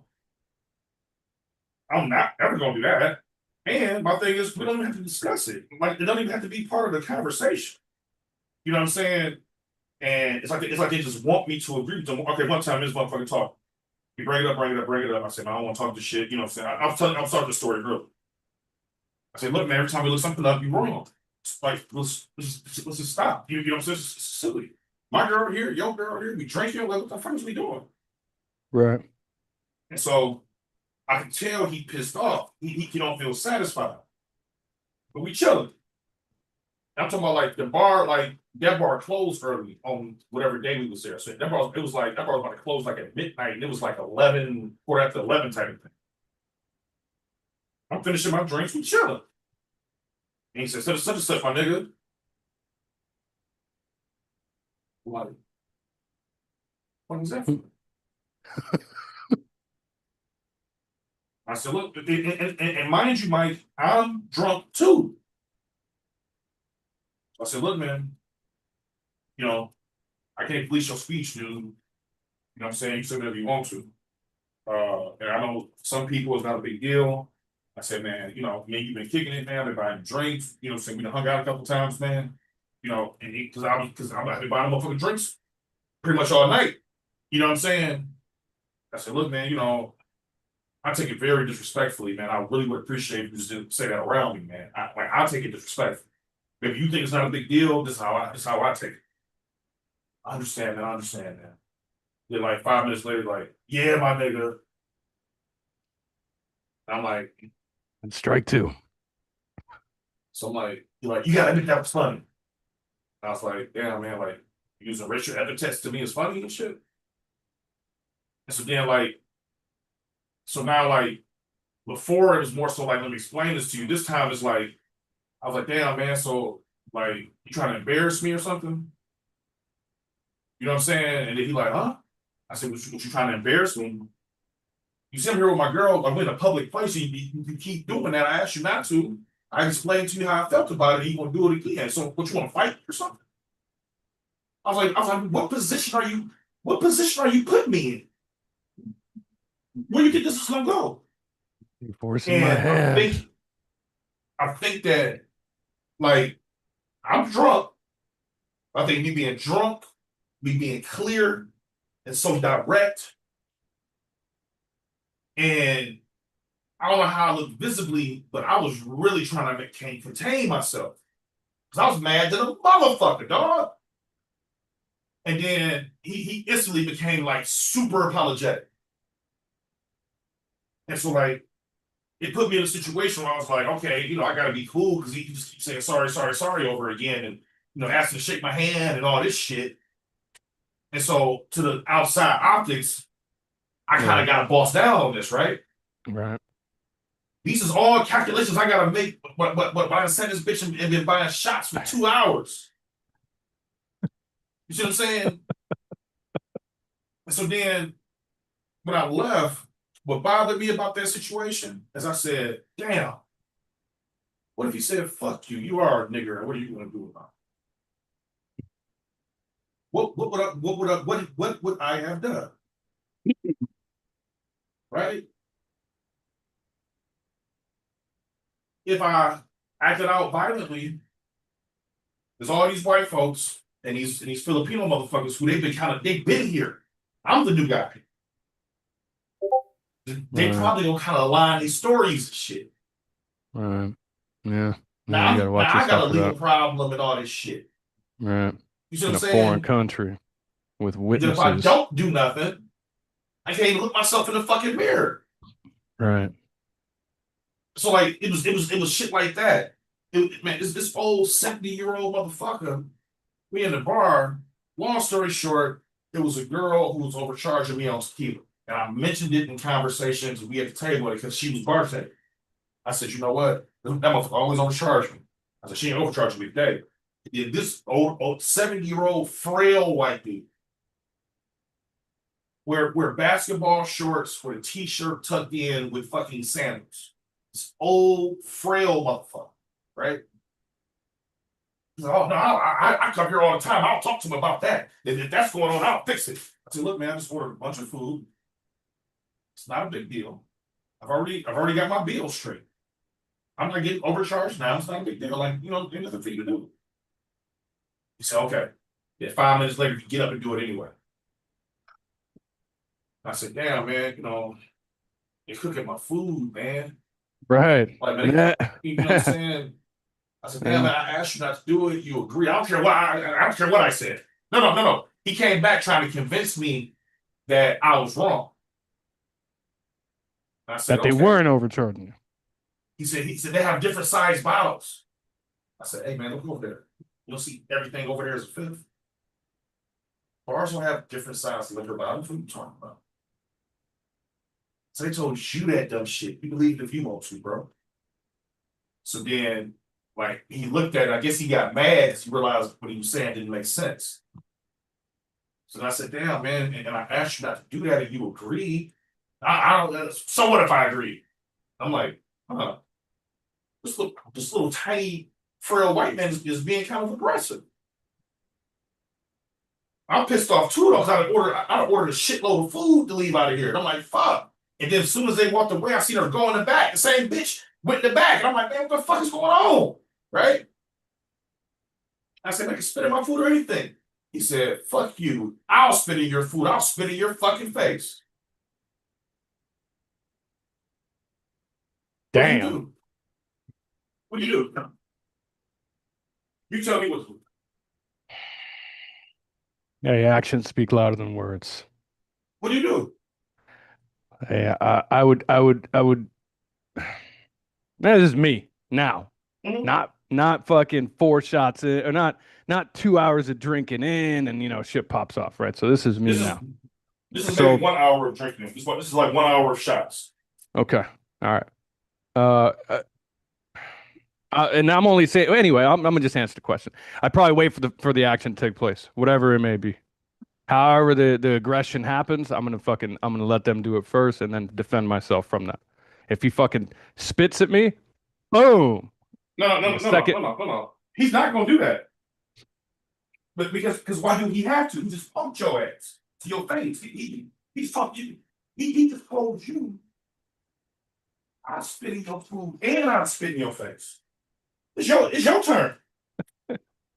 You do that, you old bastard. I'll break your fucking hip, all right, old man River. Sit the fuck down and shut the fuck up before I make you eat this fucking glass. Now, that's probably the proper way to handle it right there.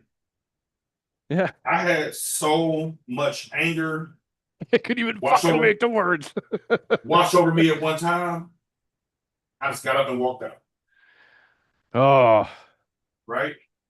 So I walked back to my apartment, right? Man, just a motherfucker.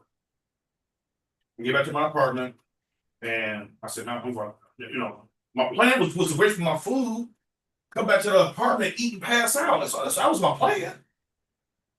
My food, man, they was bringing the food out as I'm walking out. I was almost there, right?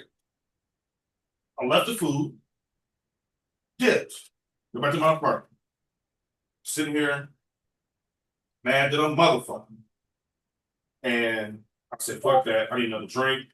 And the other bar got a little restaurant right next to it. Little outdoor restaurant. I said, fuck it. Go up here, have a couple more shots, get some food, I bring my ass back to the house, pass it. Mad that a motherfucker, bro. When I walk up to the bar, guess who's sitting out front? Old white dude. Hey, Jerry, you old fucker. Yeah, you, Jerry, you know what I'm talking about. What I do is I walk up to him. I got my hands behind my back. I walk up to him. I got my hands behind my back. I say, hey, man, you was talking very disrespectful inside that restaurant, man. I was like, but people know where the streets now. You gotta repeat yourself. And I got like super, super close to him.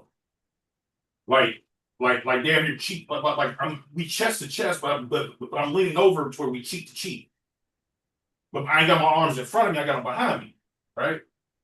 Like parade rest type shit, you know what I'm saying? And He ain't gonna do shit. He that even did motherfucker swing. nervous as fuck.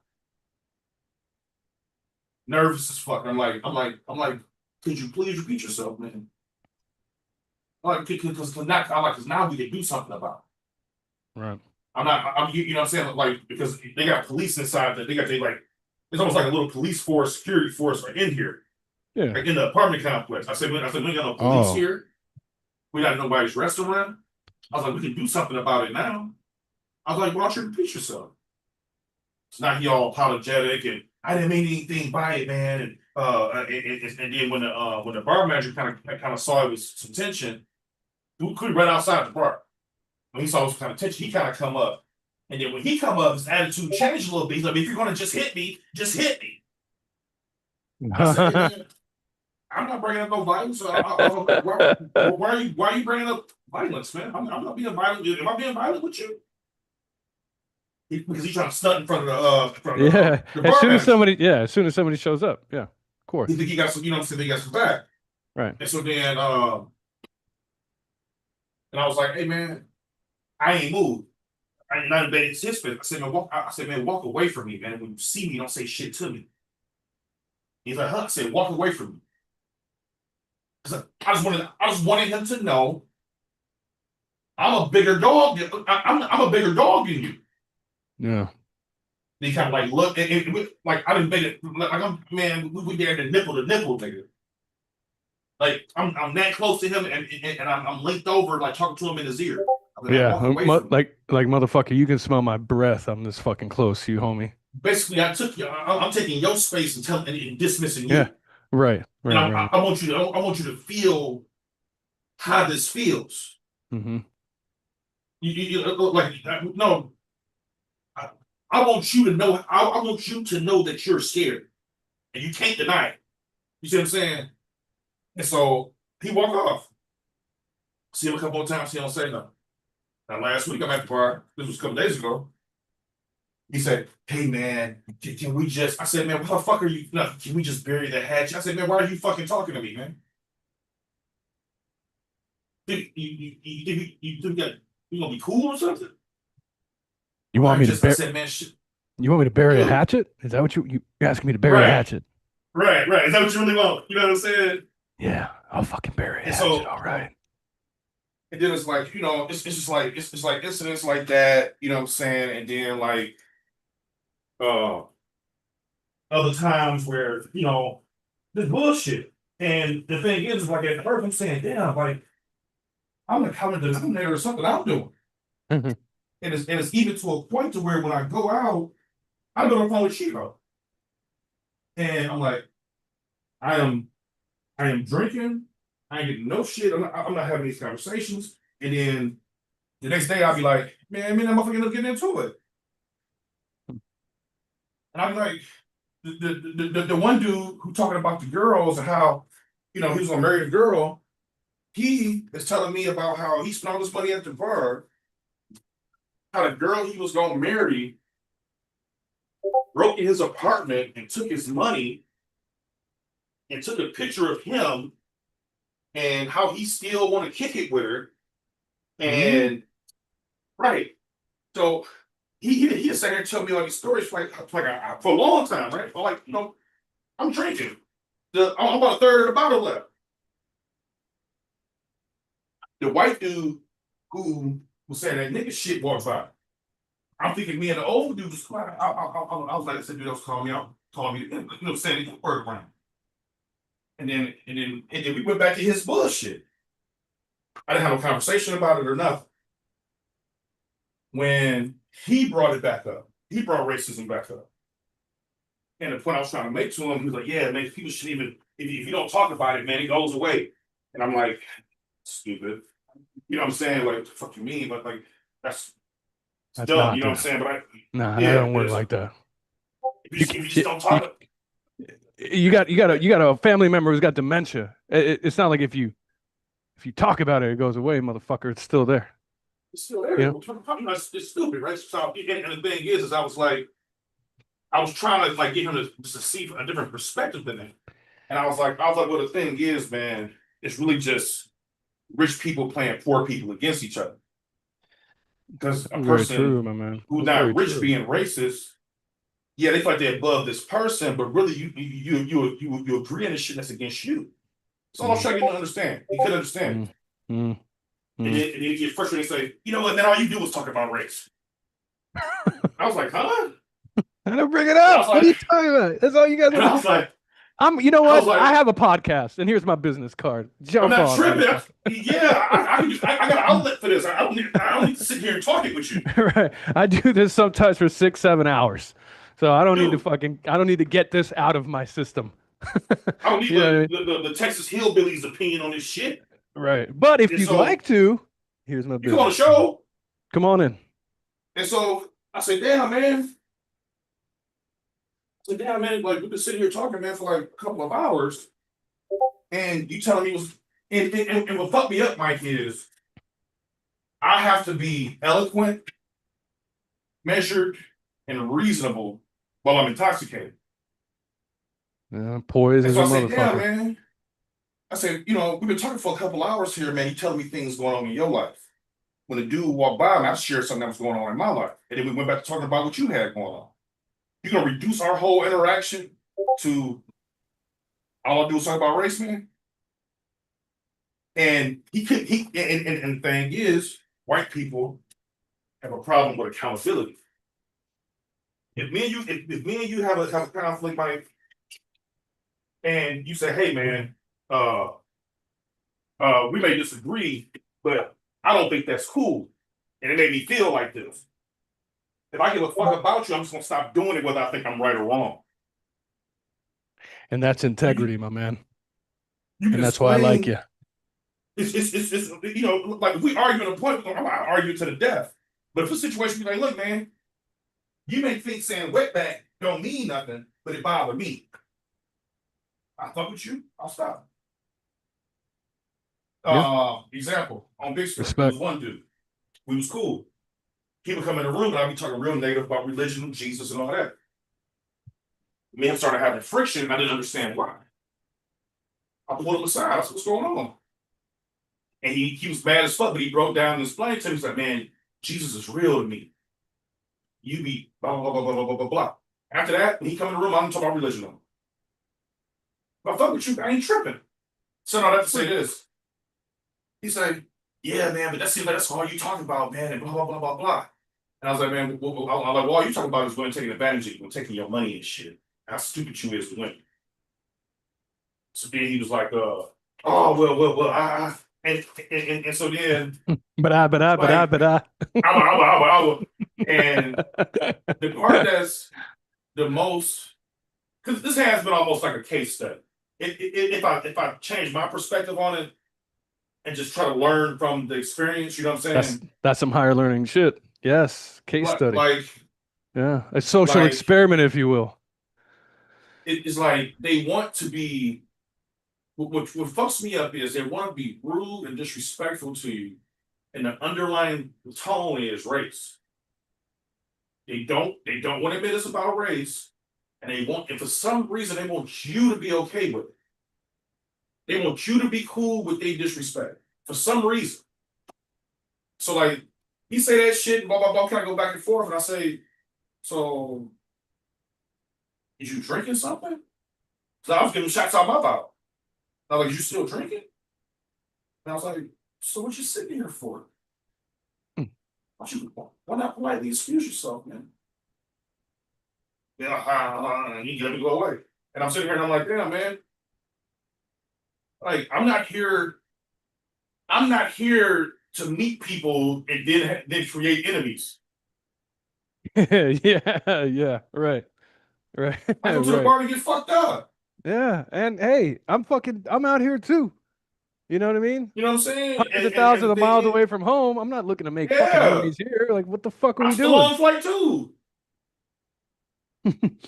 But I'm shit, American I gotta- also, motherfucker. You know what I'm saying? Like, that's crazy. We going. I ain't gotta bow down to your bullshit or agree with you in order for me to have peace. Yeah, no, for sure. You know what I'm saying? And it's like I don't know, man. And there, there's a reason why that old adage, I mean, it still holds true. You know, you never talk politics and religion. You know what I'm saying? In social settings, so to speak, unless the forum is built for it. You don't talk about those things because everybody's got their own opinion, and sometimes those ideals that are very integrated in some of the people, right? It's interwoven into their how they were raised, and their identity too. Yeah, absolutely. Some people, right? So to say that it rattles the core, it rattles the foundations of their beliefs, and it goes straight to the fucking heart. And they're like, "What the fuck are you talking about? You know, I've been this for my entire life. I was raised this way. It doesn't matter, Catholic, Republican, Democrat, whatever. It doesn't matter." But that's the reason that adage still holds true to this day, because a lot of people are emotional reaction, and Yeah. I don't have to be cool with your. I don't have to. I got to Entertain accept your it or emotional humor reaction. Yeah. Oh, I can beat your fucking ass. I get it. Like what the I fuck get you it. mean? I get it. I I Look, gotta deal with your bullshit. Look, in moments like this, I always remember this here. All right, and this is from a movie called The Life of Brian by an English group called Monty Python. You may or may not have heard of it. And it's from a song called "Always Look at the Bright Side of Life." Right, and at times when things are tough, and I got to remember this often, and even more so here later on as we're in the back nine.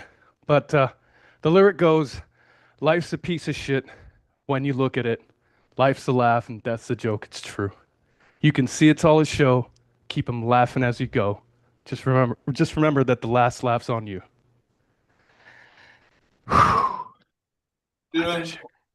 Keep 'em smiling as you go, man. It's all a big show, man. It's all a big show.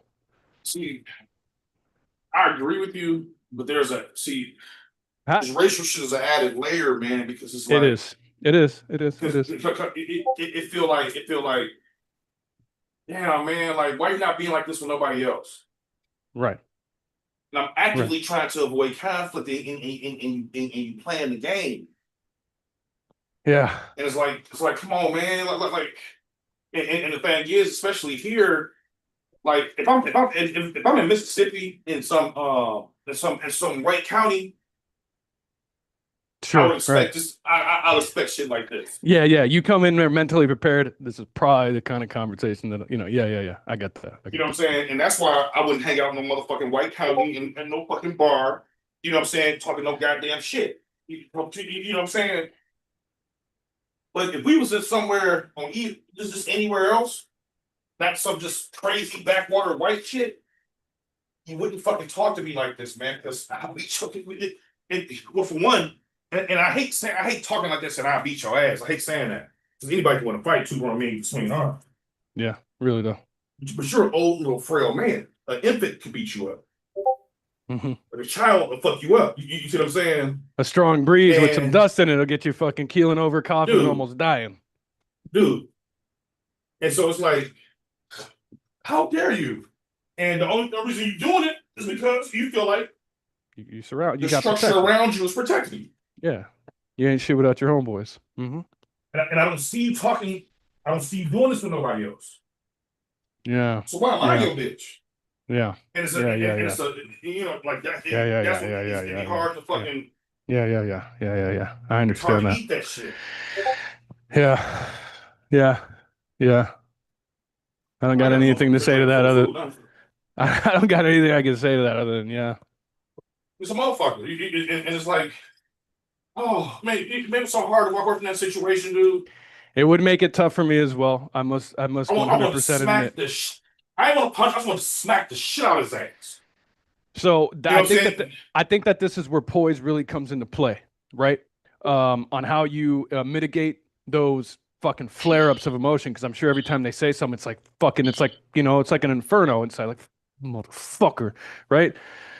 But the poise of it, and then you fucking crack him with some fucking, just wordsmith the fuck out of him, right? Say some clever ass shit like, "Hey, old man, sit the fuck down before I break your fucking hip." See, and that's the thing where like somebody like you, or Chico, will perform better because y'all, fuck this dude. You know what I'm saying? And I'm so clown this motherfucker. With me, it's Little like bastard. it's like, dude, man, Hey, old man River. Don't nobody fucking talk to me like this, dude. It's hard for me to it's hard for me not to get mad from it. You know what I'm saying? And I'm in that area, I'm just more emotional. Yeah. You know what I'm saying? Like I really, really don't like being disrespected, and I really don't like being disrespected in public. Right. And I go the extra mile to not do that to people. Let me put it into terms. Hey, old man. Let me put it in terms you understand. Gee willikers, Wally. This black man's gonna beat the fuck out of the beaver. You know the fucked up part is the old white dude got a homeboy that be with him. Every time I see his homeboy, he makes sure he stop whatever he does. Be like, "Hey man, how you doing?" And shake my hand, look me in the eyes, and be like, "Hey man," like he makes sure like I'm not part of that shit. Yeah, we cool, we drink or whatever, but I ain't on that shit. Like he makes every time. You know what I'm saying? Okay. And, you know, that's cool. It's just a thing where it's like, I think I just need to upgrade my surroundings to where, like, if I go somewhere where somebody got where people pay a little more for where they stay, you know what I'm saying? They got a little more money for one. They don't want to have drama. Hey, that goes with everywhere, right? You know what I'm saying? Yeah, that goes with everything. You know what I'm saying? And hey, when it goes back to, "Hey, motherfucker, you sold out." Like, hey, Man, did I sell out? Did I sell out? Or the fuck out of here. Did I want to get the fuck up out of here? Because I've been wanting to get the fuck up out of here, just like y'all. So, You know what I mean? When you say how you doing, it's like a situation where I'm like, right now, I'm trying to like just make this my fucking fortress of solitude. Stay out the bar, because when I go to the bar, I'm not even enjoying myself. Looking I'm over just your spending shoulder. money and not enjoying myself. And the thing is like I'm just gonna fucking sit down, stack my little money. I still gotta make some fairly, I still gotta buy a new headset, a new laptop. I need to get some more clothes, little shit like that. I'm gonna make my purchases, save me a couple dollars, my deposit, and I'm going to the other side of the island. And that way, when I get there, I don't make a lot of money. My job don't pay a lot of money. Sure. That way, when I get to the other side of the island, I won't have no big purchases to make. So I'm about to chill for the next couple of months, make my big purchases. And that way, when I go to the other spot, it costs a little more. It costs more, but you know what I'm saying. Goddamn. Should be less stress, more. You know what I'm saying. I say no to bullshit, man. Right. Yeah. I'm sure I was gonna ask you that too. I was like, it's an island that you're in, huh? Yeah, so like right now, let me get a little later. Wait a second. You're gonna move into something like that? I'm about to move to some boss player shit. Oh shit! Upgrade. That said little condominiums, man. So like right now, I'm in Marigondon, right? Okay. This right here is my apartment.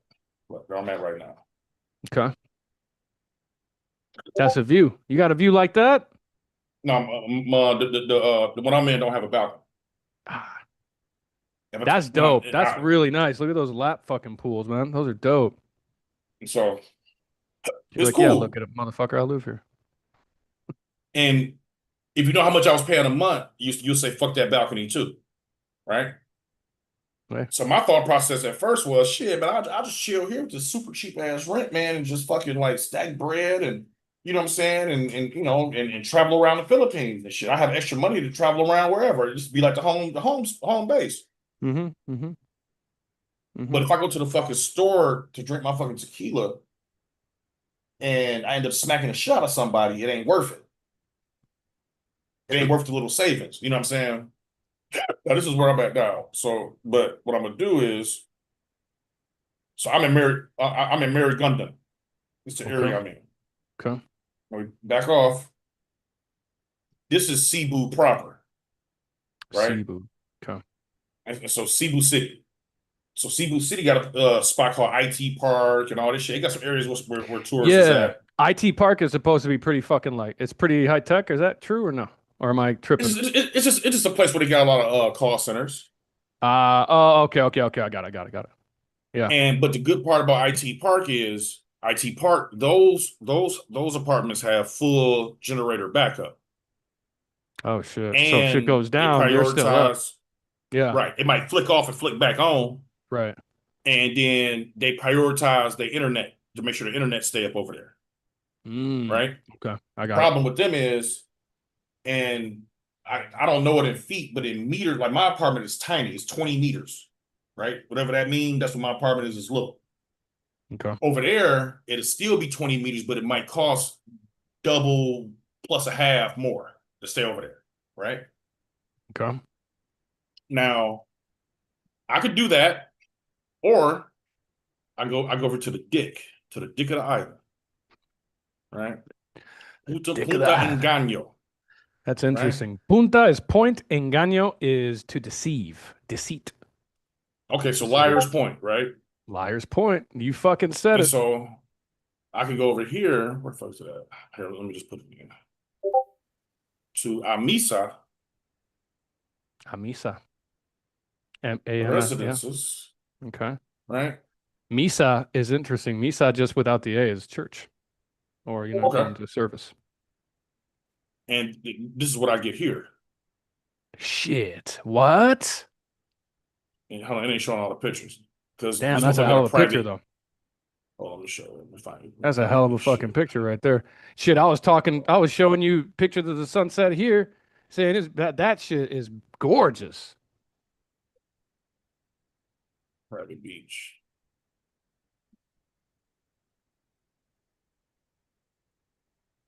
Private beach. So like right here. So like that. Oh, damn it. Private residences, yeah. So everybody's got a little. No, like they cut out a piece of the beach that's just for people who stay in the apartment. Yeah. It's like this right here, the apartment right here, the pool and shit right here. But if I want to walk down to the beach, this is all just us. You see what I'm saying? Mm-hmm. So white sand and water, right? Plus, if you sign a 1-year contract, which I'm probably gonna do, what you get is free membership to Dusitani. Oh, what's that? Dusitani is a resort.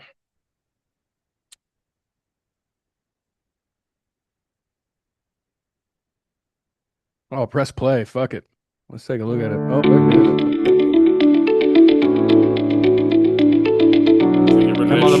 That motherfucker's loud as fuck, yo. Yeah, I couldn't get rid of that. Can't get rid of that goddamn thing in a minute either. It's gonna start playing again. I'm gonna turn it all the time, bro. Yeah, mute it. If anything, there we go. I can at least watch that shit because that looks nice. That looks legit. See that big man. ass infinity pool? Yeah, infinity pool, man. Yeah, and then they got their own little private beach too. Yeah, right. Yeah, that was a little. Look at that. Yeah, they did phone parties, but like, oh damn it, I ain't pausing it right. So damn it. Hold on, right. So it's almost like a bit of a resort too. Yeah, it's a 5-star hotel. Damn, that's really nice, yo. And so I got access to this motherfucker just for staying because they like Got the other it's one, the same right. people own both of them or whatever. So you do a year lease, you can use our shit too. That's sick, yo. That's dope. And that's what? Obviously walking distance. You can look at that, parties and shit. Dope. We're gonna call you Bobby Bottle Service in no time, man. Now these apartments cost double where I'm at now, but the apartments is twice the size. Look how big this infinity pool is. Yeah, I'm looking at it. That's gorgeous. Damn. And so this is the move I'm gonna make. I'm gonna make all my big purchases while I'm here with the cheap rent. Yep. And then when I'm have my deposit, all that shit ready, I'm gonna get a spot up in here. Yep. Do it for the year, and then I'll chill like this. And I don't see me arguing with no 60-pound frail ass old man want to talk to me about Trump. Right. And the thing is too, it's inconvenient, but like like the restaurants and stuff over here, they're more expensive. And so, but what that does is it prices out the riffraff. You know what I'm saying? So it's like whatever. You know, if I want to go to a cheaper bar, I'll catch a taxi. But if I want That's to a hang out, you know, Pink where I'm Floyd. at, Pink Floyd Resto Bar. Hey, that's fucking dope. Oh, Pink Floyded out, huh? You know anything about Pink Floyd? fucking rock group or some shit. It's one of the greatest rock bands of all time. Pink Floyd, English band, talked a lot about, World War II and things like that. And the fantastic thing is you can actually watch the Wall movie, Drop Some Acid, and if you watch the entire, you can listen to the Wall. This or not this one. I think it's the Wall. Yeah, it's a 2-disc album or one big. I think it's 2. Anyway, but you can listen to the entire fucking thing from beginning to end and watch The Wizard of Oz, and it follows step by step. Anyway, yeah. And actually, now that I look at it, these at this spot, this probably be my spot because the prices ain't bad, and that's my tequila, so it's $5.15. What's your tequila? They're charging a Mojitos Gold. Now at 7-Eleven it costs $3.75, $400. So they're charging an extra $100 to buy that at the bar. Perfect. That's extra $2. So what? Yeah. So I just found my bar. You know what I'm saying? So yeah, I'm gonna just do it like this, dude. And then the other good thing is, I just found this place where I just ordered this food from. That's like Costco and shit. They deliver over here, and so I don't have to go out and go grocery shopping. I just have my groceries delivered. Perfect. You know what I'm saying? And like just for example, so I'm telling you what, man, that shit is addicting. This shit's addicting. I want you to see what I got for the price, and I want to know what you think, whether it's good for you. Because in Colombia, it is more. So, cheese, some sausages, broth cubes, the hash brown things. They didn't have my sausage. I got honey ham, need some forks. Kool-Aid, ground beef. I got 2 packs of bacon, and these big packs of bacon, but I got 2 packs of bacon, butter, dressing, chicken breast, cabbage, mayo, hot sauce. I got a bag of dicks, got a bunch of baguettes because it was 2 for 1. Okay. A big ass pork chop. I didn't even mean to get these, but whatever. Big ass pork chops, lettuce, hydroponic sauce, lettuce head. Okay. Broccoli, 2 packs of broccoli, some pasta, and I paid $91.83. Hold on, $91.83, but minus $700. So that's $91.83 minus $700. Yeah, so that's 84. So that's 84. Yeah. Okay. Right? So 8,400. So I put 8,400 PHP to USD.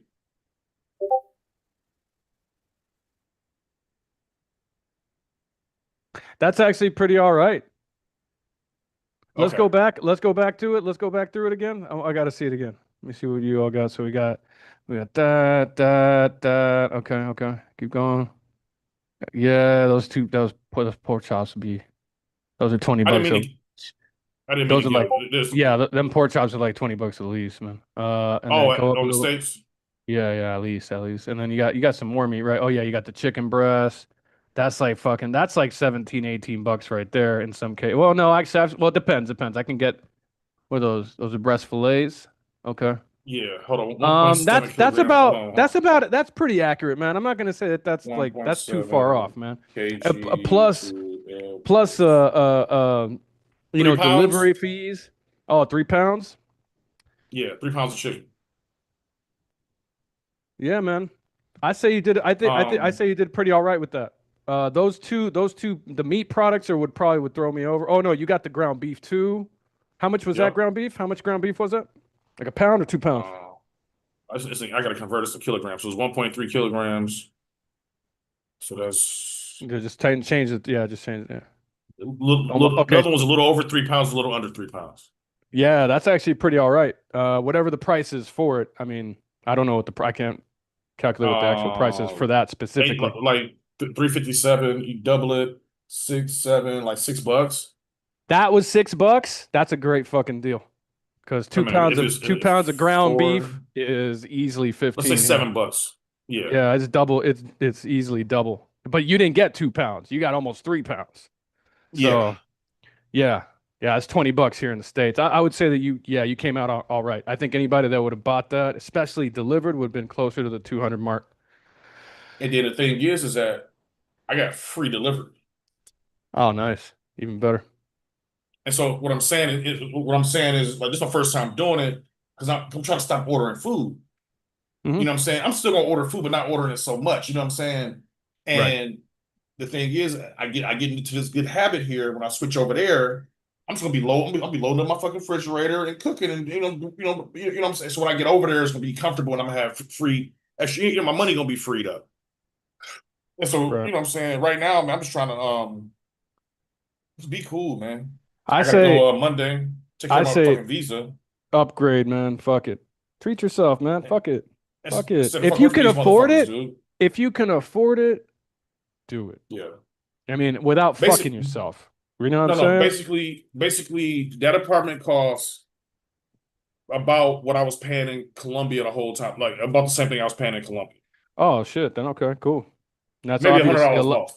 That well, yeah, but that's significantly better than what you were living in Colombia and what you're currently at now. Plus, with access to that other fucking resort, because that's what it really is. It's a fucking resort that you get access to with parties and all types of events and shit that they have on the weekends. You got the beach, you got the restaurants in there, you got another gym in there, you got a kiddie thing, I think you got an arcade. Yeah. And so, you know, like right now, I'm gonna sacrifice a month or two to like really be able to be here comfortable. You know what I'm saying? You know, because gonna hurt something. It's just not gonna end well, man. Yeah. These motherfuckers is too comfortable being rude, and they think it ain't no repercussions for it. And it's not my job to teach them. Yeah. Hey, man. I gotta run. All right, big dog. You take care of yourself. Yeah, man. I'm putting up my groceries and shit. I gotta be at work in 3 hours. So I'm taking me a nap anyway. I'm about to log off to it. All right, brother. Be safe. All right, big dog. Yes, sir. All right. Talk to you. All right, big dog.